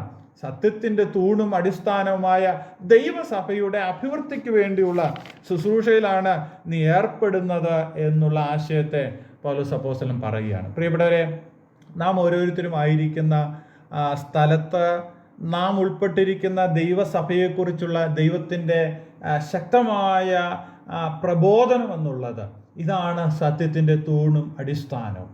ഇതാണ് ഏറ്റവും ബലവത്തായിട്ട് ഈ ലോകത്തിൽ ദൈവമാക്കി വെച്ചത്. കർത്താവ് തന്നെ പറഞ്ഞതുപോലെ, ഞാൻ എൻ്റെ സഭയെ പണിയും, പാതാള ഗോപുരങ്ങൾ അതിനെ ജയിക്കുകയില്ല. ആർക്കും തകർക്കുവാൻ കഴിയാത്ത ഉറപ്പോടുകൂടെ കർത്താവ് പണിതെടുത്തിരിക്കുന്നതാണ് കർത്താവിൻ്റെ സഭ. സ്വന്തം രക്തത്താൽ വിളിച്ച് വേർതിരിക്കപ്പെട്ട ദൈവജനത്തിൻ്റെ കൂട്ടമായിട്ട് ദൈവം സഭയാക്കി വെച്ചിരിക്കുന്നു. ഈ സഭയെക്കുറിച്ചുള്ള നമ്മുടെ ഉൾക്കാഴ്ച എന്താണ്?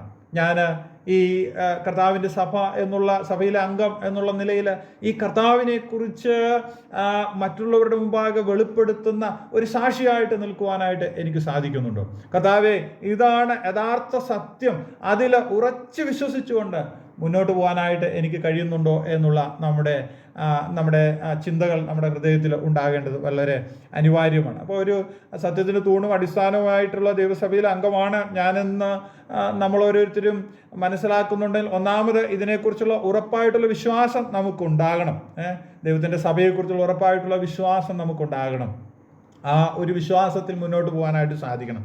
രണ്ടാമതായിട്ട് ഈ സഭയെക്കുറിച്ച് ദൈവത്തിൻ്റെ വചനത്തിൽ പറഞ്ഞിരിക്കുന്ന ദൈവവചന സത്യങ്ങളെ ക്രമമായിട്ട് പഠിക്കുവാനായിട്ടുള്ള ഒരു മനസ്സ് നമുക്കുണ്ടാകണം. തിമോഥെയോസിനോട് 2-ാം ലേഖനത്തിലൊക്കെ പൗലോസ് അപ്പോസ്തലൻ പറയും, നീ ഇത് എന്നിൽ നിന്ന് കേട്ടത് മറ്റുള്ളവരെ പഠിപ്പിക്കുക.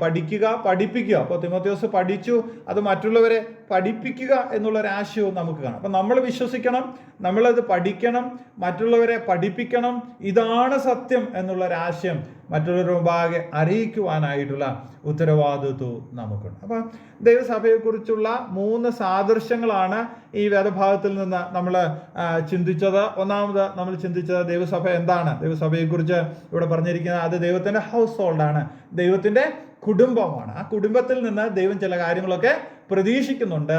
അത് പരസ്പരമുള്ള ബന്ധം, പരസ്പരമുള്ള മുൻഗണന, പരസ്പരമുള്ള ആ കൂട്ടുത്തരവാദിത്വത്തോടു കൂടെ മറ്റുള്ളവരുടെയും ആത്മീയ വർധനയ്ക്ക് വേണ്ടിയുള്ള കാര്യങ്ങൾ നമ്മൾ നിർവഹിക്കണം എന്നുള്ള ആശയം നമുക്ക് കാണുവാനാണ്. രണ്ടാമത് നമ്മൾ ചിന്തിച്ചത് ഇവിടെ നമുക്ക് കാണുവാനായിട്ട് സാധിക്കുന്നത് അസംബ്ലി, അത് ജീവനുള്ള ദൈവത്തിൻ്റെ സഭയാണ്. അപ്പോൾ ആ സഭയോടുള്ള ബന്ധത്തിൽ ദൈവം ചിലതൊക്കെ പ്രതീക്ഷിക്കുന്നു എന്ന് കാണുവാനായിട്ട് സാധിക്കും. മൂന്നാമത് നമ്മൾ ചിന്തിച്ചത് ഇതെന്താണ്? സത്യത്തിൻ്റെ തൂണും അടിസ്ഥാനവുമാണ്. ആ ആശയത്തിൽ നിന്നുകൊണ്ടും നമുക്ക് ചില കാര്യങ്ങൾ മനസ്സിലാക്കുവാനായിട്ട് സാധിക്കും. പിന്നീട് 3-ാം അധ്യായത്തിൻ്റെ 16-ാമത്തെ വാക്യം നമ്മൾക്ക് പരിചയമുള്ളൊരു ഭാഗമാണ്. മനോഹരമായ ഒരു പാട്ട്, ഇതൊരു ഒരു ഒരു ഒരു ഒരു ഹിം അല്ലെങ്കിൽ ഒരു പാട്ടായിട്ട് നമുക്ക് ഇവിടെ നിന്ന് കാണുവാനായിട്ട് സാധിക്കുന്നുണ്ട്. ആദിമസഭ, ഇതിനെക്കുറിച്ച് പഠിതാക്കൾ പറയുന്ന ആദിമസഭ അവർ ഹൃദ്യസ്ഥമാക്കിയിരുന്ന ഒരു പാട്ടാണ്. കേവലം പൗലോസ് അപ്പോസ്തലൻ ഇവിടെ ഇത് എഴുതുക എന്നുള്ള, ദൈവത്തിൻ്റെ ആത്മാവിനാൽ എഴുതുക എന്നുള്ളതിനേക്കാൾ ഉപരിയായിട്ട് ഇത് എന്തായിരുന്നു, അന്നത്തെ സഭയിൽ അവർ പാടിക്കൊണ്ട് നടന്ന ഒരു പാട്ടായിരുന്നു. യേശുക്രിസ്തു ആരാണെന്നും കർത്താവുമായിട്ടുള്ള ദൈവസഭയുടെ ബന്ധം എന്താണെന്നും ആ കർത്താവിൻ്റെ മഹത്വം എന്താണെന്നും ഒക്കെ പ്രകീർത്തിക്കുന്ന 6 സ്റ്റാൻസസ് ഉള്ള ഒരു പാട്ടായിട്ട് നമുക്കിതിനെ എടുക്കുവാനായിട്ട് സാധിക്കും. അവർ പറയുന്നത് നോക്കിക്കേ, വിശദീകരിക്കാതെ തന്നെ പറയുക, അവൻ ജഡത്തിൽ വെളിപ്പെട്ടു. അപ്പോൾ അവരൊരു പാട്ടെന്നുള്ള രീതിയിൽ പാടുകയാണ്, അവൻ ജഡത്തിൽ വെളിപ്പെട്ടു. ഇത് കർത്താവിൻ്റെ മനുഷ്യാവതാരം, ഇൻകാർണേഷൻ, കർത്താവിൻ്റെ മനുഷ്യാവതാരത്തെ പ്രകീർത്തിക്കുകയാണ്. രണ്ടാമത്, ആത്മാവിൽ നീതീകരിക്കപ്പെട്ടു. കർത്താവിൻ്റെ സ്നാന സമയത്ത്, കർത്താവിൻ്റെ പരസ്യ ശുശ്രൂഷയുടെ സന്ദർഭങ്ങളിൽ, കർത്താവ് അത്ഭുതങ്ങൾ ചെയ്യുന്ന സന്ദർഭങ്ങളിൽ, അതോടൊപ്പം തന്നെ കർത്താവിൻ്റെ ഉയർപ്പിൻ്റെ സന്ദർഭങ്ങളിൽ, ഇവിടെയൊക്കെ പരിശുദ്ധാത്മാവ് കർത്താവിനോടുള്ള ബന്ധം, കർത്താവിൻ്റെ ജീവിതത്തോടുള്ള ബന്ധത്തിൽ ഏർപ്പെടുന്നതിനെക്കുറിച്ച് നമ്മൾ വായിക്കുന്നുണ്ട്. എല്ലാ സന്ദർഭങ്ങളിലും ആത്മാവിനാൽ നീതീകരിക്കപ്പെടുന്ന ഒരു വ്യക്തിത്വമായിരുന്നു കർത്താവിനുണ്ടായിരുന്നത് എന്ന് കാണുവാനായിട്ട് സാധിക്കും. മൂന്നാമത്തെ സ്റ്റാൻസ നമുക്ക് കാണുവാനായിട്ട് സാധിക്കും, ദൂതന്മാർക്ക് പ്രത്യക്ഷനായി എന്ന് പറഞ്ഞാൽ കർത്താവിൻ്റെ എല്ലാ സന്ദർഭങ്ങളിലും കർത്താവിനെ ദൂതഗണം സസൂക്ഷ്മം നിരീക്ഷിച്ചിരുന്നു എന്ന് കാണുവാനായിട്ട് കഴിയും. കർത്താവിൻ്റെ ജന്മസമയത്ത് കർത്താവിൻ്റെ ജനനത്തെക്കുറിച്ചുള്ള അനൗൺസ്മെൻ്റ് കൊടുക്കുന്നത് നമ്മൾ വായിക്കുന്നുണ്ട്. കർത്താവ് പിശാചിനാൽ പരീക്ഷിക്കപ്പെടുന്ന സമയത്ത് ദൂതന്മാർ കർത്താവിൻ്റെ അടുക്കൽ ചെന്ന് കർത്താവിനെ ശക്തിപ്പെടുത്തുന്നതിനെ കുറിച്ച് നമ്മൾ വായിക്കുന്നുണ്ട്. കർത്താവിനെ അടക്കം ചെയ്ത കല്ലറയിൽ ദൂതന്മാരുടെ സാന്നിധ്യം നമ്മൾ കാണുന്നുണ്ട്. കർത്താവ് ഉയർത്തെഴുന്നേറ്റ കർത്താവിനെ അവർ നോക്കുന്നതിനെക്കുറിച്ച്, അവർ മനുഷ്യരെ അവർ ഉറ്റുനോക്കുമ്പോൾ അവരോട് സംസാരിക്കുന്നതിനെക്കുറിച്ചൊക്കെ നമ്മൾ വായിക്കും. അപ്പോൾ കർത്താവിൻ്റെ ശുശ്രൂഷയുടെ എല്ലാ സന്ദർഭങ്ങളിലും ദൂതഗണം പ്രത്യേക താല്പര്യത്തോടുകൂടെ അതിനെ നോക്കിക്കണ്ടു എന്ന് നമുക്ക് കാണുവാനായിട്ട് സാധിക്കുന്നു. അപ്പം ദൂതന്മാരാൽ കണ്ടു, നോക്കിക്കണ്ടു. മൂന്നാമത്, ജാതിയുടെ ഇടയിൽ പ്രസംഗിക്കപ്പെട്ടു. അപ്പോസ്തലന്മാരുടെ ശുശ്രൂഷയോടുള്ള ബന്ധത്തിലും കർത്താവിൻ്റെ ശിഷ്യന്മാർ എങ്ങനെയാണ് ഈ കർത്താവിൻ്റെ വചനം മറ്റുള്ളവരോട് പങ്കുവെച്ചത് എന്നുള്ള രീതിയിലും അതിനെ രേഖപ്പെടുത്തി. ലോകത്തിൽ വിശ്വസിക്കപ്പെട്ടു. അറിയിക്കപ്പെട്ട സ്ഥലങ്ങളിലൊക്കെ ആളുകൾക്ക് കർത്താവിനെ വിശ്വസിക്കുവാനായിട്ട് ഇത് കാരണമായിട്ട് തീർന്നു എന്ന് കാണുവാനായിട്ട് സാധിക്കും. അവസാനമായിട്ട് ആ പാട്ടിൻ്റെ അവസാന സ്റ്റാൻസായിട്ട് നമുക്ക് കാണുവാനായിട്ട് സാധിക്കും, തേജസ്സിൽ എടുക്കപ്പെട്ടു എന്നിങ്ങനെ ദൈവഭക്തിയുടെ മർമ്മം സമ്മതമാവണ്ണം വലിയതാകുന്നു. അപ്പോൾ അവരൊരു പാട്ടെന്നുള്ള നിലയിൽ കർത്താവിൻ്റെ മുഴുവൻ ജീവിതത്തെയും, കർത്താവിൻ്റെ ശുശ്രൂഷയും, കർത്താവിൻ്റെ ആ തേജസ്കരണത്തെയും എല്ലാം അവർ പാടി ദൈവത്തെ മഹത്വപ്പെടുത്തുന്ന ഒരു പാട്ടായിട്ട് നമുക്കിത് എടുക്കുവാനായിട്ട് കഴിയും. പ്രിയപ്പെട്ടവരെ, ദൈവസഭയോടുള്ള ബന്ധത്തിൽ യേശുക്രിസ്തുവിനെ കുറിച്ചുള്ള ഉൾക്കാഴ്ചകൾ, കർത്താവ് ആരാണ് എന്നും, കർത്താവ് മനുഷ്യാവതാരം എടുത്ത് ഭൂമിയിൽ വന്ന വ്യക്തിത്വമാണ്, കർത്താവ് വന്നതിന് ഒരു ഉദ്ദേശമുണ്ട്, കർത്താവ് ആത്മാവിനാൽ നീതീകരിക്കപ്പെട്ട വ്യക്തിയാണ്, ദൂതന്മാർക്ക് പ്രത്യക്ഷമായ വ്യക്തിയാണ്, ജാതികളുടെ ഇടയിൽ പ്രസംഗിക്കപ്പെട്ട വ്യക്തിയാണ്, കർത്താവ് ലോകത്തിലൊക്കെ ആളുകൾക്ക് വിശ്വസിക്കുവാനായിട്ട് ഉള്ള വ്യക്തിയാണ് എന്നും, കർത്താവ് മഹത്വധാരിയാണ്, തേജസ്സിൽ എടുക്കപ്പെട്ടവനാണ് എന്നുള്ള ഉൾക്കാഴ്ചയോടുകൂടെ ദൈവസഭയിൽ ജീവിക്കണം. ഇത് നമ്മുടെ ഹൃദയത്തിലെ ഒരു ധ്യാനവും ഹൃദയത്തിലെ ഒരു പാട്ടുമായിട്ടിരിക്കുമ്പോഴാണ് ജീവനുള്ള ദൈവത്തിൻ്റെ സഭയാകുന്ന ദൈവാലയത്തിൽ നമുക്ക് നല്ലവണ്ണം, അക്ഷരികമായിട്ട് പറഞ്ഞാൽ നല്ലവണ്ണം പെരുമാറുവാനായിട്ട്, നല്ലവണ്ണം നടക്കുവാനായിട്ട്, നമുക്ക് നമ്മെ തന്നെ ജീവനുള്ള ദൈവത്തിൻ്റെ സഭയിൽ കൃത്യതയോടുകൂടെ സൂക്ഷിക്കുവാനായിട്ട് സാധിക്കുന്നത്. ക്രിസ്തു തന്നെ നമ്മുടെ ധ്യാനമായിട്ട് തീരുമ്പോൾ, ക്രിസ്തു തന്നെ നമ്മുടെ പാട്ടായിട്ട് തീരുമ്പോൾ, ക്രിസ്തു തന്നെ നമ്മുടെ ഹൃദയത്തിൻ്റെ സന്തോഷമായിട്ട് തീരുമ്പോൾ, നമ്മുടെ പാട്ടുകളൊക്കെ ആ രീതിയിലാണല്ലോ രചിക്കപ്പെട്ടിരിക്കുന്നത്. ഇവിടെ ആദിമസഭ, എഫെസോസിലുള്ള സഭയും കൊരിന്തിലുള്ള വിശ്വാസികളും മറ്റുമൊക്കെ ഈ രീതിയിലായിരുന്നു അവരുടെ ഒരു പാട്ടായിട്ട് അവർ പാടിക്കൊണ്ടിരുന്നത്. നമുക്കും ഈ ഒരു ആശയത്തോടു കൂടെ കർത്താവിനെ സമീപിക്കുമ്പോൾ മാത്രമാണ് നമ്മുടെ ആത്മീയ ജീവിതത്തിലെ ഊഷ്മളതയും കൃത്യതയും സന്തോഷവും ഒക്കെ അനുഭവിക്കുവാനായിട്ട് സാധിക്കുന്നുള്ളൂ.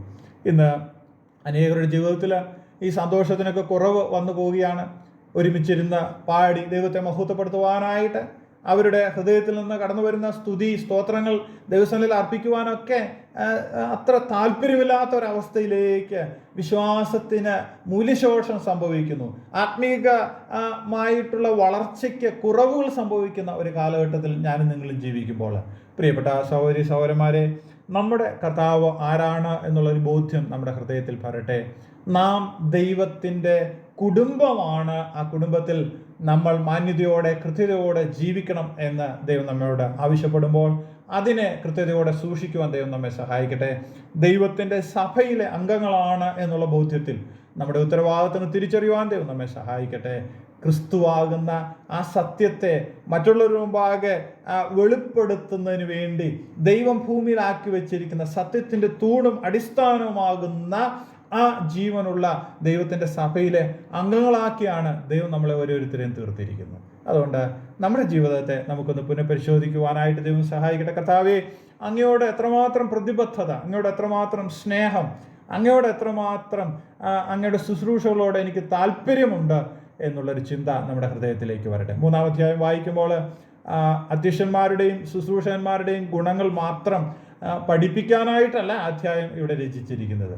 ഇവിടെ നമ്മെ ഓരോരുത്തരെയും ദൈവത്തിൻ്റെ സഭയിൽ നാം എങ്ങനെയാണ് പെരുമാറേണ്ടത് എന്ന് പഠിപ്പിക്കുന്നതിന് വേണ്ടിയാണ് ഈ വേദഭാഗങ്ങളൊക്കെയും രചിച്ചിരിക്കുന്നത്. അതുകൊണ്ട് നമ്മുടെ കൂട്ടുത്തരവാദിത്വത്തെ കൃത്യതയോടുകൂടെ ഒന്ന് പരിശോധന കഴിക്കുവാനും ആത്മീയമായിട്ട് കർത്താവിനെ കുറിച്ചുള്ള ധ്യാനത്തിൽ വർദ്ധിച്ചു വരുവാനും ദൈവം എന്നെയും നിങ്ങളെയും ഒരുപോലെ സഹായിക്കട്ടെ. ദൈവനാമം വാഴ്ത്തപ്പെടുമാറാകട്ടെ.